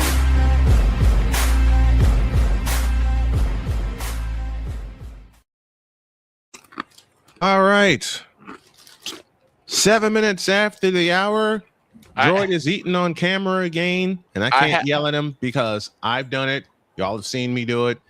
We owe you an ID. This is Snowman in the morning. You're listening to WQVZ, 1700 AM Mission Radio. Broadcasting live in your region, across our nation, and around the world. This is Snowman Multimedia. We need to see. And Father Ashanti need to go to hell.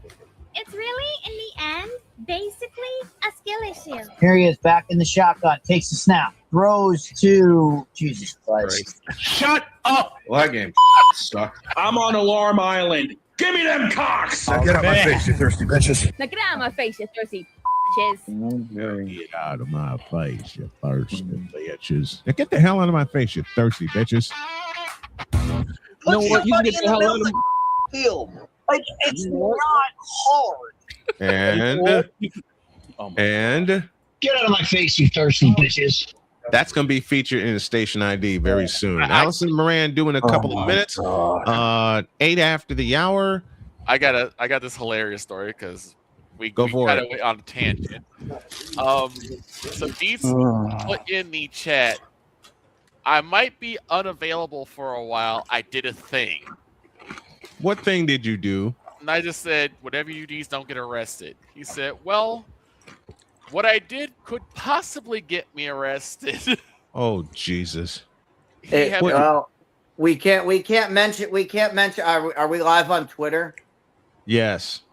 Yeah, we can't mention that. We'll get arrested. We'll get in Twitter jail. All right. I don't use no Twitter. problem. I don't care. No problem. Or I'm getting away from. Yeah, listen, I'm getting away from using it myself. Twitch will ban us. Twitch will ban us for. I'm just getting for away from playing a using video game. I'm getting away from using Twitter myself because they've now made it a cost to get verified.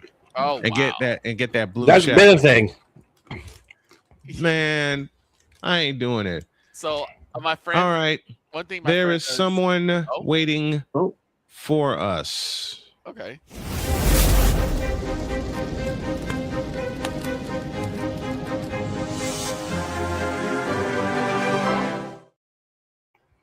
The legendary and lovely Allison Moran joining us this morning. How are you, my dear?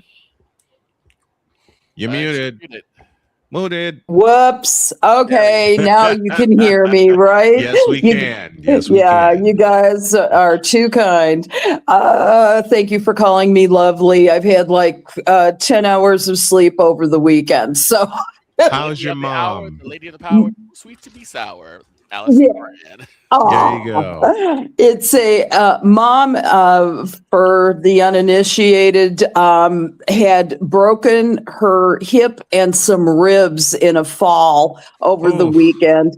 My mom is 99 years old. She was Bless old. her heart. Yep, she was old when she had me, but bless her heart. Bless her heart. Yeah, bless her heart. Man, she's hanging in there though. I love it. Yeah, that's gonna be me. Yeah, fighting cancer, beating cancer, beating depression, and everything. That's gonna be me. Exactly. Yeah. If I may ask, Allie, when is the century mark? Yeah. Century mark is May 6th, 2027. So when she makes it to that century mark, we are coming on here and celebrating. All right. We are coming on here and celebrating the century mark. Now I got a little unfinished business because I started to talk about this, but then we got the word from Napoleon about his dad, so we shared some dad stories here. But I got a little bit of business because, as I've told Allie a few times and told you guys, the W has pissed me off. Last time. Why ever for, bro?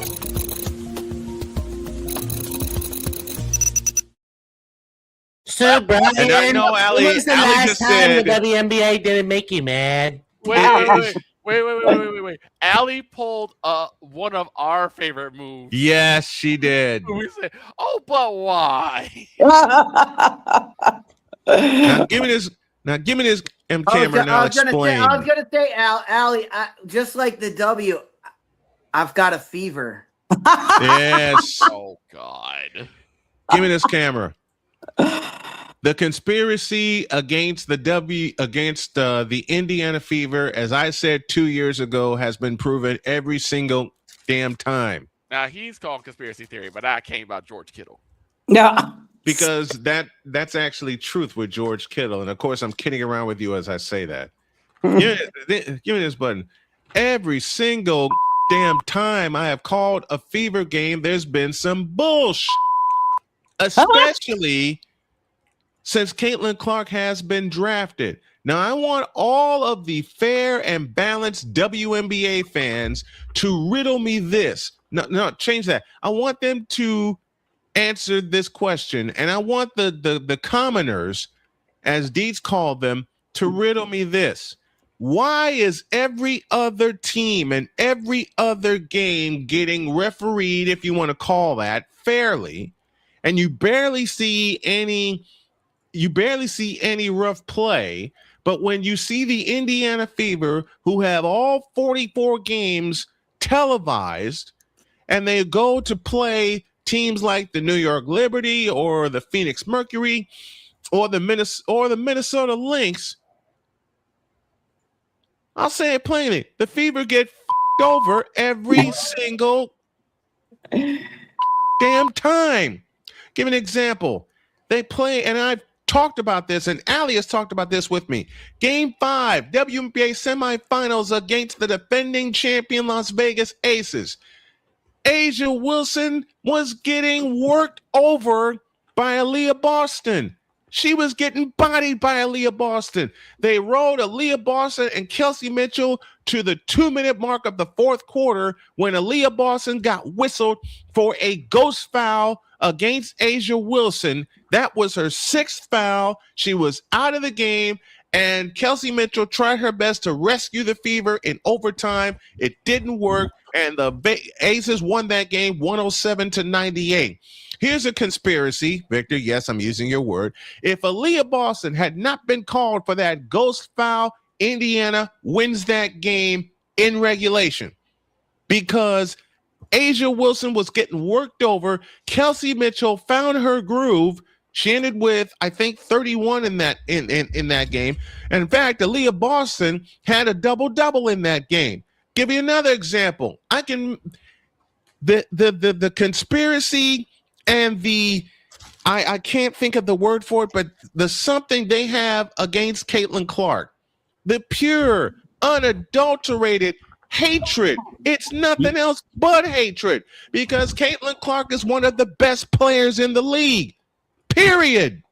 Now, boss, don't you see the earpieces in their ears and Triple H and Gorilla telling them how to referee this stuff? Yes. It's not hatred. It's vitriol. It's both. It's every synonym of it's that. It's more than they just hate her. It is vitriol. The vitriol pisses me off because you have a young lady, for reasons we all understand and have mentioned on this program, just wants to play basketball. She wants to live her life doing what she loves to do. And the vitriol against Caitlin Clark is stupid.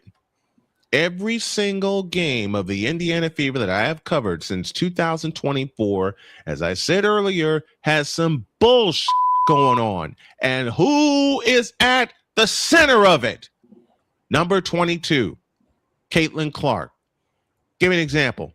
They played the Portland Fire early in the season. Indiana came out smoking hot, led 8-2. Portland calls timeout.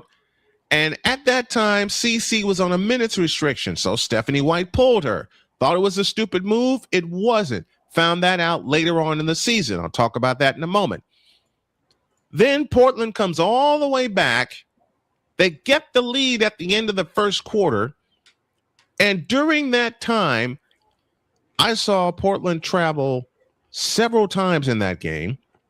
I saw Caitlin Clark and Kelsey Mitchell get fouled in that game and nothing was called.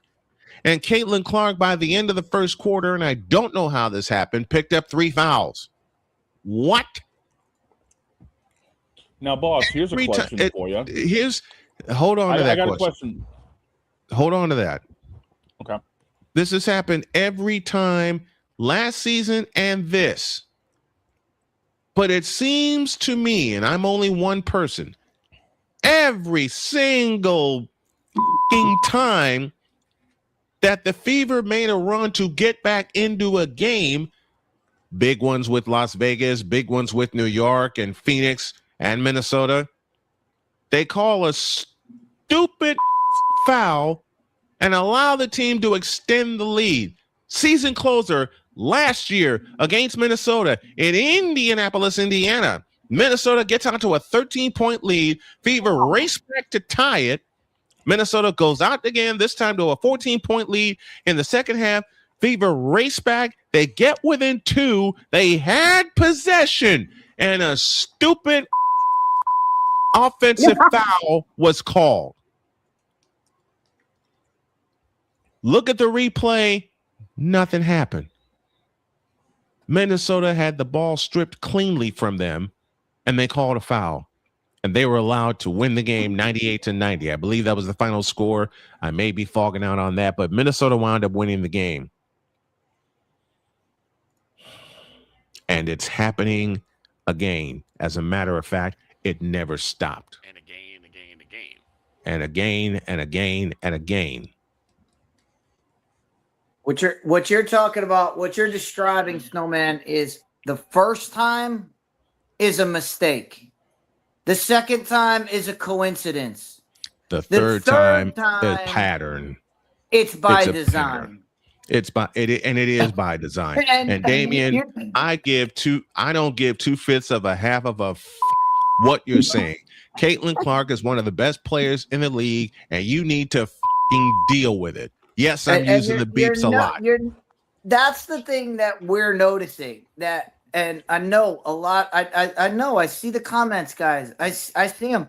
Oh, you guys are talking about this again because it's happening again. Yes. This is the thing. Allie has been coming on here for so long, and for 2 years of Caitlin Clark, we have been saying this is happening, and there has not been a damn thing done about it other than normies are starting to go, wait a minute, this has been happening. I'm going to start covering this. And it's gone from 5 people covering it, from 10 people, much of us that are here talking about it, to the entire world is now talking about it because everybody's like, because it's become so blatant. And we try to tell y'all, you need to stop this. Hold up, boss. You need to stop it now. Let me riddle you guys this real quick. Okay. Haven't you noticed the calls have gotten a little bit worse since Yes. the ESPN interview? Yes. They don't want Caitlin Clark in the damn league. Here's my thought.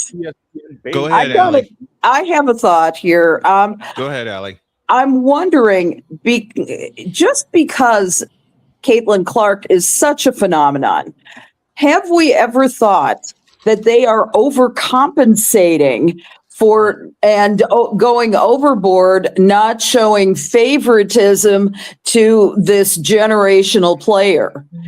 My thought is that she is perhaps much more of a quote unquote threat to the league when the calls are deferentially going her way, as opposed to when it would appear that that the refs are doing some quote unquote fair and balanced officiating by not ruling in favor of Caitlin Clark in those moments. Fair and balance like Fox News. We have two examples from not the same league, but the same basic league. I mean, you look at the NBA and how they've handled generational talent. Kareem Abdul-Jabbar. Yep. Michael Jordan. He was dominating the league so much that they changed the rules of the game. Yes. They said, Kareem, you can't dunk the ball anymore because you'll just do it every time. So Kareem went out and made the sky hook, the most unblockable shot in the history, and he became an arson at it. Yep. Right. So we've seen this before, but we've never seen it at this level. And then we saw Jordan. Jordan changed the game of basketball where they made hand checking illegal. Where you used to be able to hand check them, and then they were like, no, Jordan's too good at defense. He's too good at hand checking people. Right. We need to take that out of the game. So they changed the rules. I mean, we've seen this before from this league, but it's usually the other way around. It's usually, Jordan is getting all the calls because the league wants him to be. I mean, how many times did we hear that? At the Chicago game. Oh, there's a whistle all the time because people didn't know how to guard Jordan. People didn't know how to guard him. Victor, I can say, being from Chicago, I'll let you finish in a moment, Deez. Being from Chicago, Allie, Victor, and I have heard that made-up conspiracy theory for 13 years. And the fact, what really pissed them off? 1988. Michael Jordan did 3 things in that year that no one else has done in the same year. He led the league in scoring, he led the league in steals, and he won not only the regular season MVP, but was defensive player of the year, and it pissed them off. They removed hand checking, and Michael Jordan was the defensive player of the year. I'll relate this to the W. Caitlin Clark has unlimited Steph Curry type range. And the offense of the Fever has learned her passing. They have learned to run. They have learned her tendencies, and the league doesn't like it. Why? Because it's the most basic, beautiful brand of basketball that the league has ever had. I love you, Cynthia Cooper. I love you, Diana Taurasi. But when Caitlin Clark came along and reshaped the Fever and got them, they have the record for the most 100-point games in a season, and we're not even done yet. 15 of them. 15. And let me answer, give me this camera. Let me answer Damien's comment. How is Caitlin Clark getting disrespected when she stole somebody's spot on the All-Star game? I'll stop there. That's bullshit. Stole? She did not steal. Listen, you don't steal a spot. The fans voted for Caitlin Clark because the true fans love watching her play. Hold on. I gotta ask a question. When did we ever compare CC to MJ? We don't. That's two whole different things. When did we ever compare that? Here's the thing. Here's my thing. I'll let you finish in a minute, and we gotta get back to Allie. Okay. Here's the thing. Yes, when Kareem Abdul-Jabbar, he was a dunking machine. They said you can't dunk because no one can defend you. So right. they made Skyhook. Same thing with MJ. MJ's so good at defense, they made handshake illegal.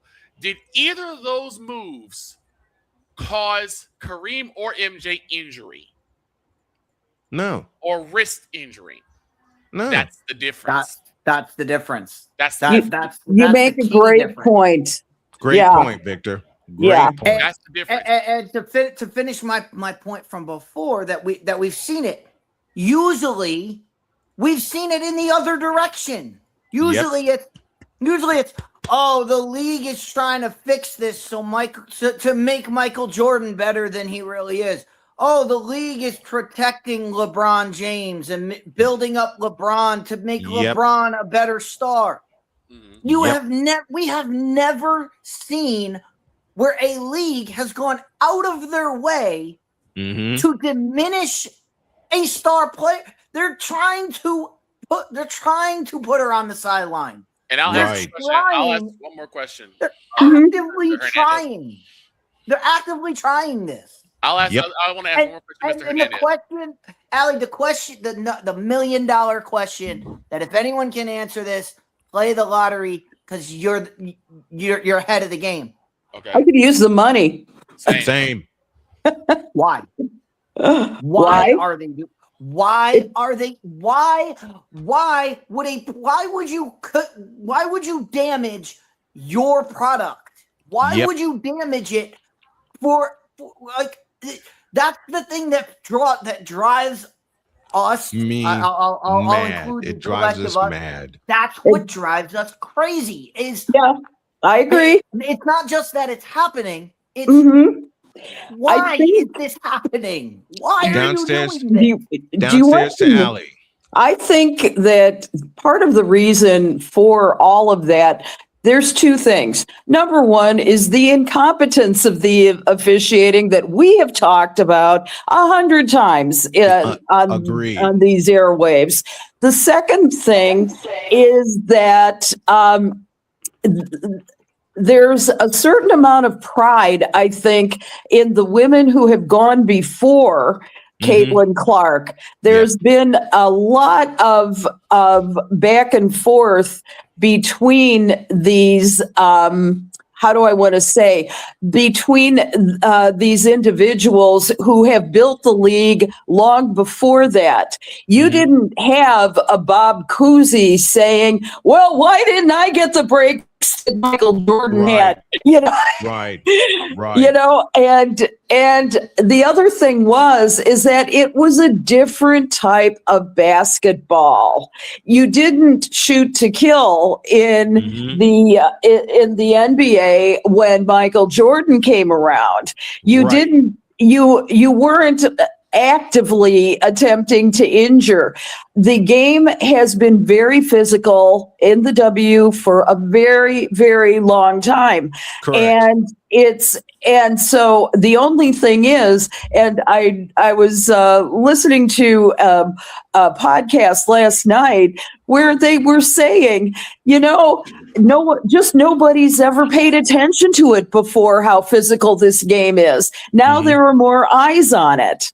And so I think that it's really all about having more eyes on the type of basketball that the W has, and seeing some of those flaws that are now being unmasked to the world because there are more eyes on it. They've always played a very, very physical game in the W.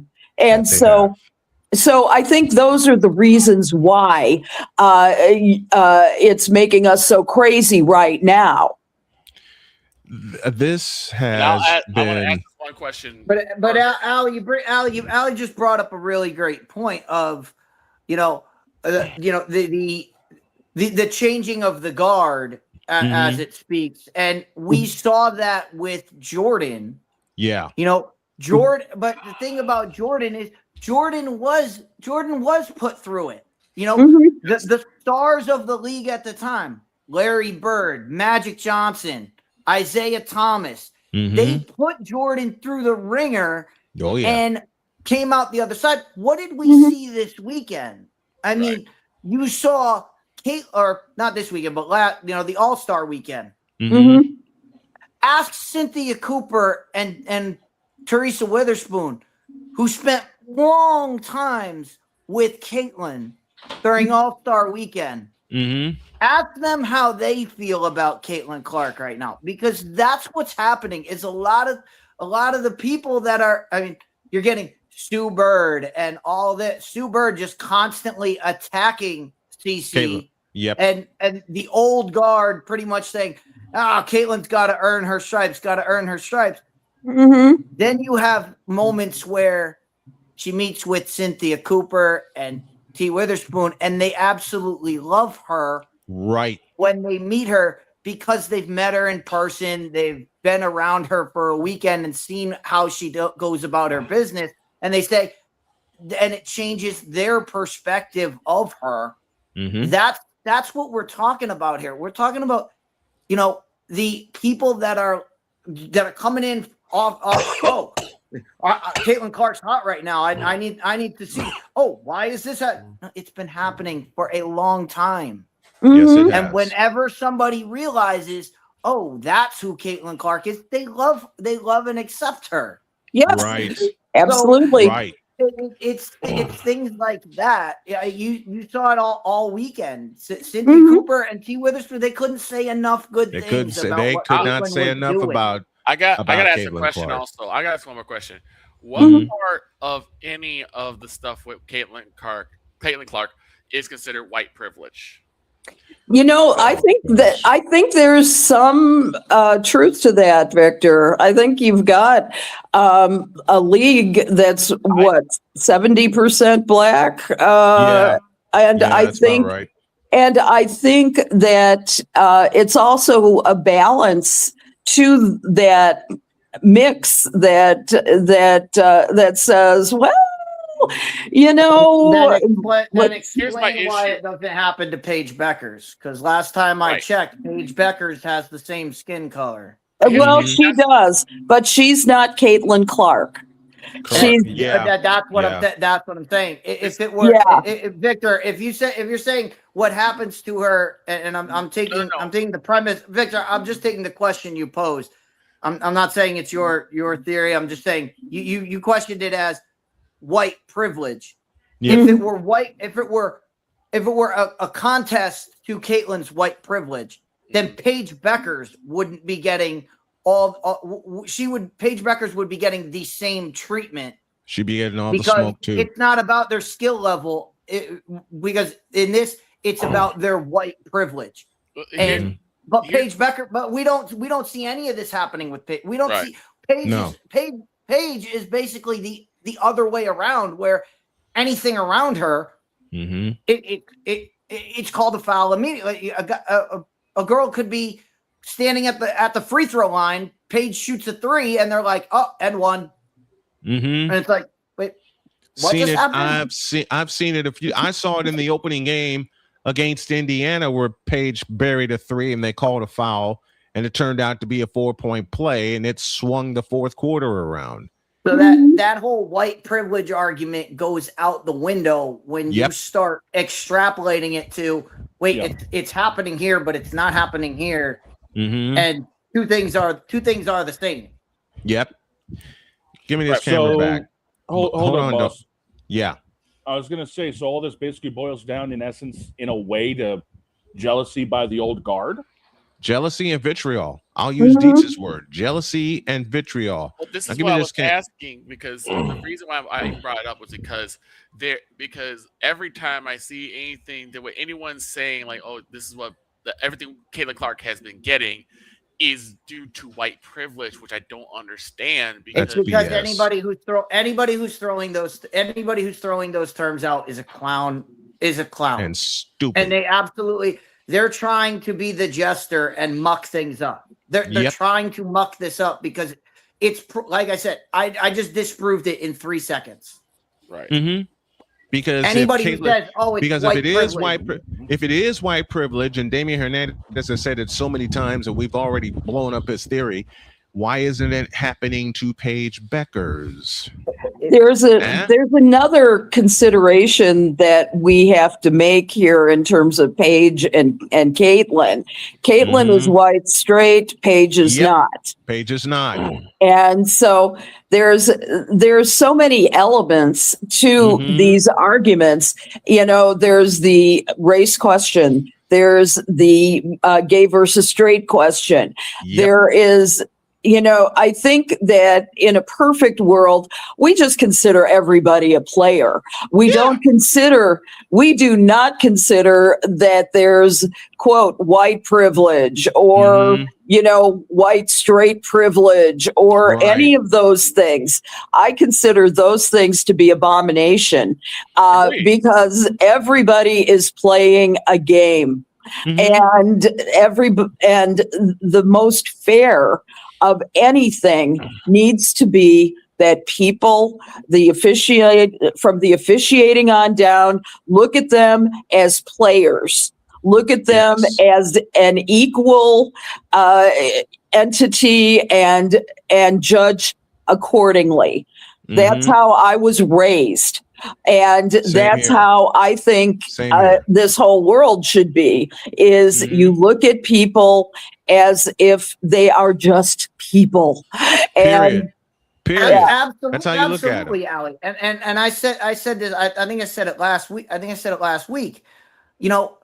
There's a bubble. The bubble, 95% of the people in the bubble think just like Allie just said, where, they don't care.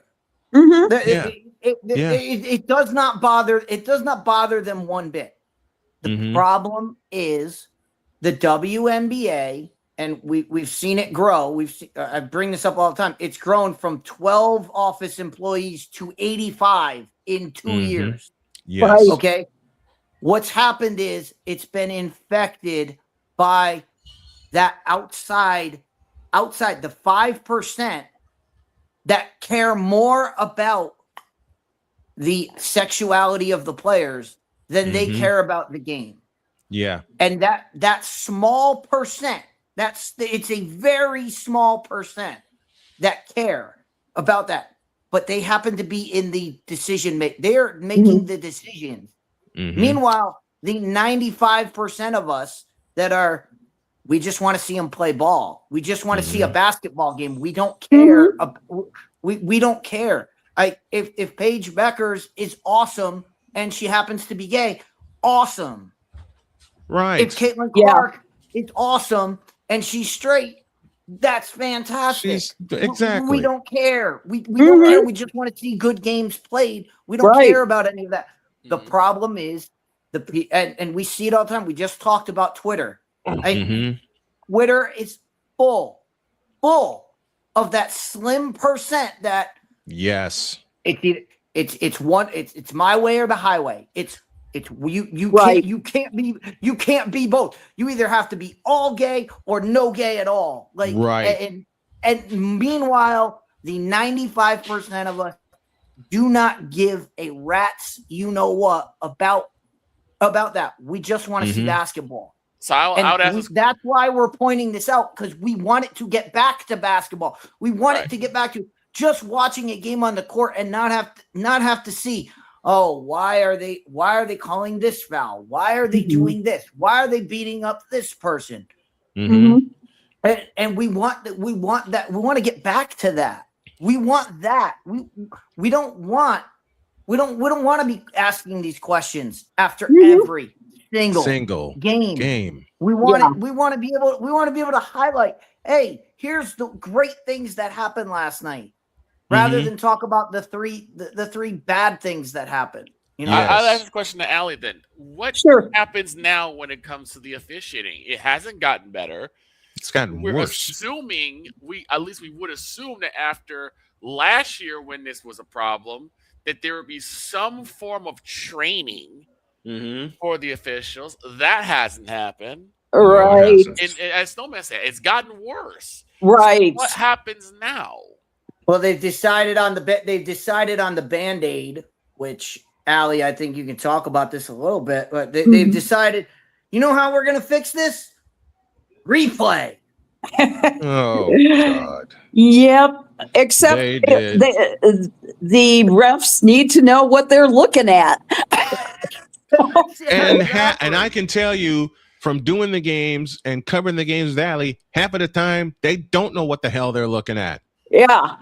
The thing that we now have to push for within this new the new CBA that's coming out and the players making some of them seven figures, the thing that has to be done is to push goddamn hard. Sorry if I just killed you. Fine. Go for it. Push goddamn hard for them to up the ante on the training that all refs get so that they can officiate a game competently. I have not seen worse officiating than at the WNBA. And I've covered every level of women's basketball from high school on up.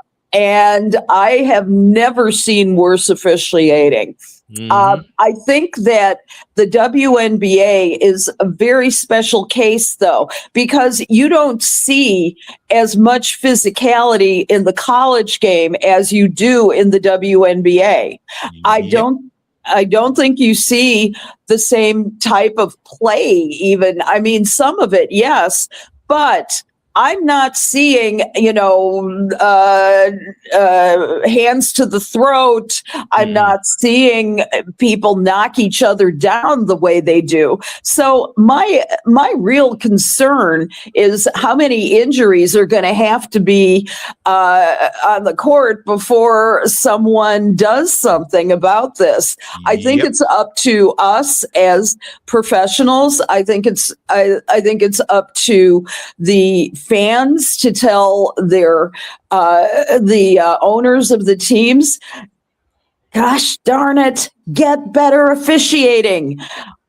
Have a school specifically for WNBA players and, for the WNBA rules, and make sure that everybody knows them and follows the book. You can do that. You have absolute freedom to make that happen. And if you don't do it by season 31, we're going to have a lot of trouble. We're already in a lot. They have all of the, like I just said, they have added all of these know nothing jobs. Mm-hmm. Where's the official? The NFL has a czar of officiating. Yeah. That if there is a complaint, you go to that guy. You say, "Here's the tape. Here's the officials. Here's the crew that's been working the entire time. They've been working together for all these games. Here's all the games they've called. There's clearly something wrong." And that guy, the official czar, goes in and pulls the crew in and says, "Hey, here's where you went wrong. Here's what we need to fix. And if you don't fix it, you're out. Go do something else." Yeah, you're gone. It goes back to what I said Where a couple times. Where are those mechanisms? Those mechanisms? I mean, this is what we talked about this before. This is 101. This is day one stuff. Like, yes, this is the easiest thing that they should be able to. They should be able to fix this in a second. Instead, they decide, you know what we're going to do? We're going to go to replay. Guess what replay does? Replay just intensifies. It just puts a spotlight on how bad your officiating is. Well, it doesn't fix the problem. It's like putting a cast. It's like putting a cast on. Yeah, a cast just shows that there's an injury. Here's the issue. Putting a cast on doesn't fix the leg. It doesn't fix your leg. It just shows that there's a broken bone there. Yeah. Here's the issue, and I've said this a couple times. There's going to come a point, just like what happened when the referee struck in the NFL, and the Hail Mary happened between Seattle and Green Bay. Yep. Yep. They're going to lose a lot of viewership because people are saying this is incorrect, and no one's fixing it. So why am I still here? Exactly. What happened with that? Go back to that scene, and what happened? Fans blew it up. Exactly. Fans blew it up and pointed it out, and then started saying, "This is unacceptable. We can't have this." That's what everybody's been trying to say about the WNBA is starting to get eyes on it. Mm-hmm. And what I said is, when this hits normies and it starts going viral, everyone's going to have an eye on it, and now something has to happen. Otherwise, you're gonna die. Like, the league is going to die. It's gonna get crumbled by all this attention if you don't fix it. You know, and we've been screaming about it for 2 years. And nothing has been done. In fact, it's gotten worse. Give me this camera. Here's the main reason, and I mentioned this earlier in the program. Here's the reason reasons. I'll give you a list of why I stepped away from covering the W. And when I mentioned this to Allie, she nodded her head in agreement every single time. I already mentioned the conspiracy against the Indiana Fever, in particular, Caitlin Clark. We've seen that since she's been in the league. The second reason is that what Dietz predicted has happened. It has gotten to normal streamers. And yes, I'm capitalizing the word streamers. What I do is a simulcast, old school simulcast. And I will use an example that's going to make Allison Moran smile. When the Bulls game with Jim Durham and Johnny Kerr was not only on Sports Channel, but it was on WMAQ. That simulcast started happening in 1986. The Bulls were the first team to do a simulcast in the NBA in 1986. And then everybody picked it up. Lakers picked it up. They did a great job with it. The Celtics picked it up. They did a great job with it with the late, great Johnny Most. And I mentioned the late, great Chick Hearn. Who else? Hot Rod Hundley and the Utah Jazz had a version of that. You know, that's what I deliver. And I am unable at this point in time to call the game right down the middle, just like the greats do. Rising Rhino mentioned in a comment earlier in the show, 1995 is a long time ago. You can do anything you want. I choose to remain the professional that I am. I am going on 31 years of calling games at every level. I've done WNBA games. Allie has joined me for that in Chicago. I've done college basketball. I've done women's college basketball. Victor has hung with me for that, either here in studio or live on site. When I've always said this, when I cannot do my job correctly, I'm gone. And as far as the WNBA goes, give me this button. Until they fix the grade A homogenized Holstein bullshit that they're doing in the W. And yes, I said it. And Damien, you're going to get mad at me, but I don't care. Until they fix the grade A homogenized Holstein bullshit that's going on in the W, I'm not coming back. But here's the other thing, and Deets hit it on the head about how this is by design, because it is now, by design. Every single time, because now they can do what they're doing, Mm-hmm. and anyone who complains about it, well, you're just a Caitlin Clark sexual. You're a Caitlin Clark Uber fan. Mm-hmm. You know what? You're a Caitlin Clark stan is the term Stan, right. that I've heard. Let me have this camera back. It has gotten to the normies, and they have the thing about it getting to the normies is it's getting to people who, you mentioned streamers, it's getting to people who post 3 or 4 videos a day. And those people are starting to pay attention to this. So now those 3 or 4 videos are all about this, and it's flooding the market, and it's you can't turn away. You can't turn away from it now.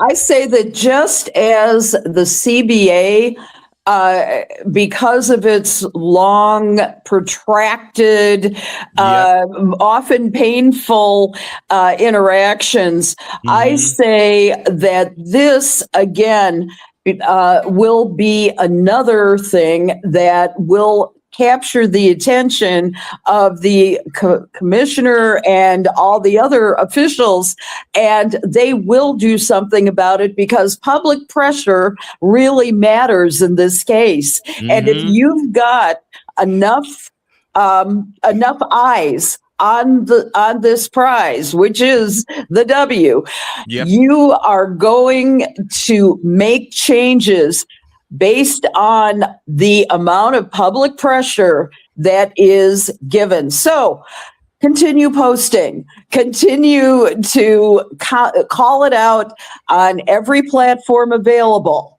It will change, because you saw it in every civil rights movement available. You saw it in the change that was the Voting Rights Act in 1965. You saw it in Title IX. But Allie, it's going to take is somebody.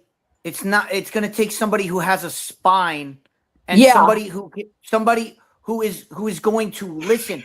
When you have people like Adam Silver at the top, who will not speak. He will not speak to this. No, he won't. He's my favorite jellyfish. He's a puppet. Such a coward about this issue that he is kowtowing to the people who, if you bring up anything about Caitlin Clark, like Victor just said, you're a homophobe. You're a homophobe and a racist.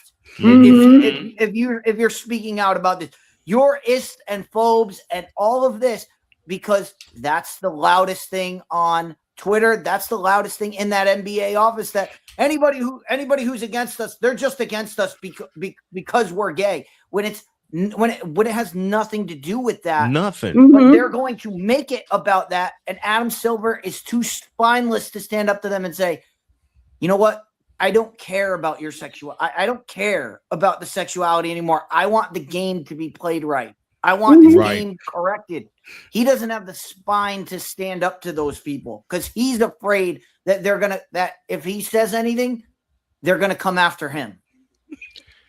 Well, it's going to take somebody to get in that office that says it's going to take, and I know this is a trigger name for people, but it's going to take an Elon Musk to get in there and go, I'm cleaning house. All of y'all all of y'all that were here, all of y'all that were here from Twitter before, get out. Get out. And I'm taking over. I'm putting my people in. And we're gonna run this the right way. And it's going to take Elon Musk kind of as a effort. It's going to take that kind of effort where somebody comes in, cleans house, and says, "Everybody out, everybody." Get out. And I'm talking all these 85 people that they added. All of y'all are gone. All of y'all are gone. If you're great for the job, come reapply. But you're all out. I'm fixing this from the top down. That's what it's going to take. And they don't have the spine. They don't. Adam Silver's a coward. Let me have You can't do it. Let me have this. Engelberg Steve. is on her last leg. She can't do it. Let me have this, and then we'll close up shop for the day. It is going to take a Herculean Elon Musk kind of effort to clean house in the W.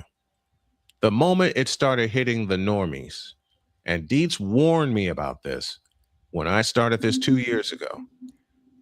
I'll never forget his warning when he said, "You're doing something that the normies are not doing, but once it's hitting the normies, you're going to have a problem because they want to take it away and spin it where it fits their narrative." That's exactly what's happened. I'm petitioning right now for Allie to take over WNBA as commissioner. She'll fix it. All I got to say that if that I happens, got it. Wait a I minute. got this. All I got to say is if that happens, I'm the director of broadcasting. Damn it. You got it, babe. You got it. I'm the director of broadcasting, and Jody is the director of finances. I and love it. advertising and things like that. Promo. Sounds good. Vic and I will have a game. Vic and I will have a game of the week. It'll be televised on free television. Yes. Where everybody can reach it. As a matter of fact, WNBA on CBS. That's what I do. There you go. In a nod to the past and a look to the future, the old NBA on CBS, which left in 1990, which pissed me off.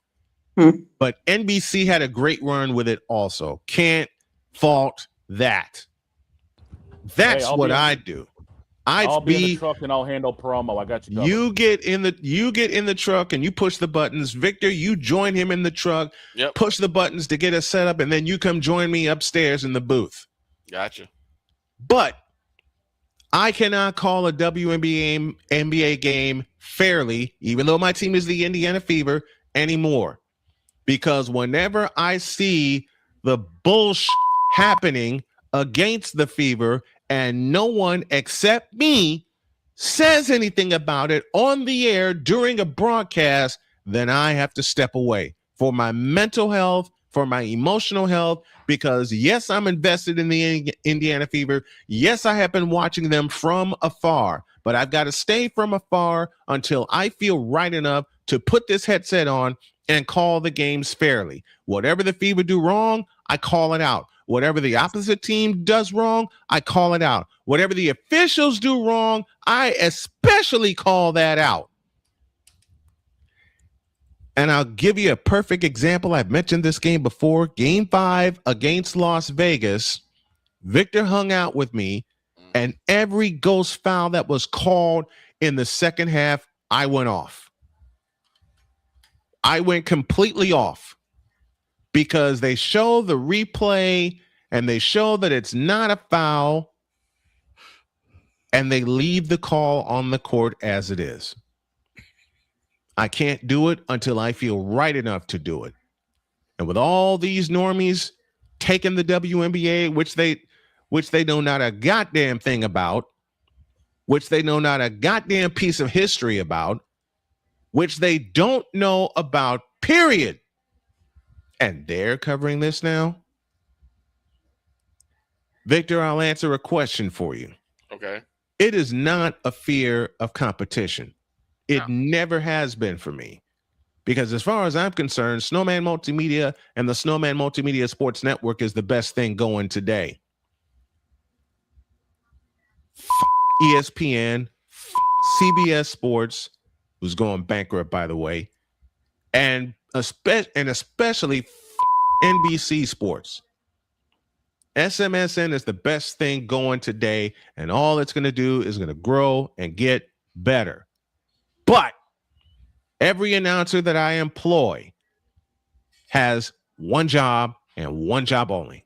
Call down the middle. That's to call the game fair, even though you're rooting for a team, and call out all the bullshit that goes on in said game. You know, I'm not afraid to do that. When you can't do that, you can't compete. You can't compete with some, doing a game a night, because there's only one game. There's only one game you can do a night. You can't compete with the streamer that's doing 4 or 5 videos a day, and that's their job, and they're throwing out 5 30-minute videos a day. They're going to saturate the market. That's streaming. That's the world we live in now, where you can call the game and you can do a 2-hour game and call all the stuff out during the game. Those 5 videos that came out before are going to get pushed because there's 5 of them. They're a half hour long, and people are going to watch them. That's the nature of the game. Right. Yeah. And give me this. And I fucking hate it. Mm-hmm. I fucking hate it. I will always fucking hate how the game has changed. I run a It can change again. Remember, it can change again. Oh, if I have anything to say, this is just one thing. Wait till we get to college. Wait till college football starts at the end of this month. Jeez, yeah. Wait till the NFL starts in a month. Let me ask you something. Last year, if you have a game call that Saturday, it's not going to get the traction that the Monday morning 15-minute video from LSU fan that's ranting about LSU, whether they did good or not, praise or demolishment. They're going to get more traction because it's a 15. They're a 15-minute supplement of here's what happened, blah blah blah, and that's it. Meanwhile, you have a 2-hour game call where you've pointed all this out during the game, but it's 2 hours every week. It's one game. It's one game a week where they're putting out 15 of these things by the time you get to game 2. You know what? I'll just beat them at their own game. I'll just beat them at their own game. I'll do the same thing. Okay. You've done it before, Brian. Y'all want to play this game? The way to do that is to comment on their stuff with clips of your game, to clip out your game call and say, hey, whatever they're talking about, here's what happened. Here's the exact here's the find exact out what play. The play that they're talking about. Find your call of it, clip that out, and put it in the comments of here's how it was called on the court that I saw, and put that out there, and that way people go, oh, people will see the clip. They'll go to your clip, then they'll go to the full broadcast. That's the way to go about this. Then that is what I will do. It's to attack them at their own game. Beginning with the college football season, that's what I'll do. I'll kick their ass at let me stop saying we will kick their ass at their own game. So to all these normies that have taken over commenting on the W when you don't know a goddamn thing, and they're going to do the same thing when it comes to football. I already know this is coming. We at Snowman Multimedia are about to stomp a mud hole in your ass and walk it dry. And that's the bottom line, because old Snowman said so. Allison Moran with us every single week. She'll be back on Friday. And wait till we start doing the picks at the end of this month. We're going to have so much fun, and it's going to be crazy, and I can't wait for it to happen. Allison, my dearest, I love you dearly. We love you dearly. Thank you Thank you for allowing me to revive the Token Female Takeover, naming it the Token Female Takeover, It's a segment that I have loved since you introduced it to me, and I'm glad to revive it. And beginning today, since it is August, I'm going to start clipping it again and putting it out there in podcast form. I love you. I thank you, and we'll see you on Friday. Sounds great. Have a great week, everybody. Thanks, Allie. Have a good one. Hope Mom feels better.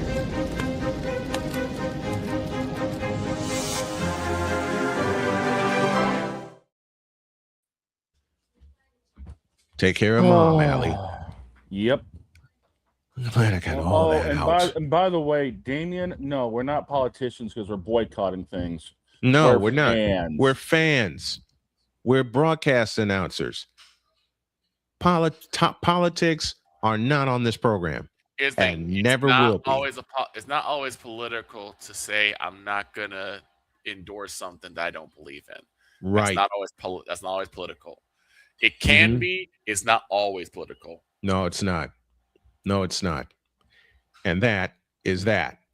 Have a great day. God bless. Remember to make your next move your best move. And always remember, if your dreams don't scare you, they are simply not big enough. Dream big, do bigger. We are. We hope y'all are too. And to all the streamers that are going to stream college football, I'm going to take advantage of viewing that on YouTube using Chris Dietz's advice. And I'm also going to post the videos of the clips of the play that they're talking about and have the fair call out there. This is war, and we're going to win it. So long, everybody.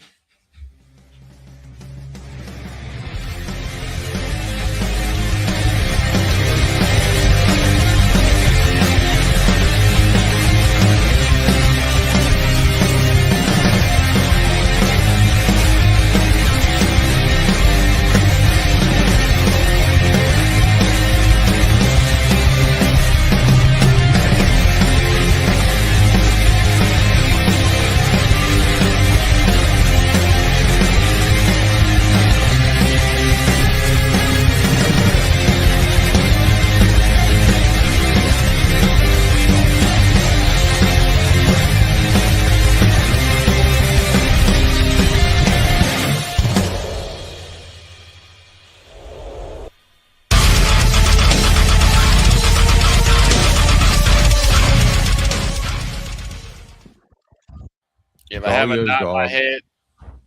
The amount of Caitlin Clark insanity is brought to you by the Antonio Clown Academy of Stone and Stupid, where public speaking does not come easy. Thank you for coming.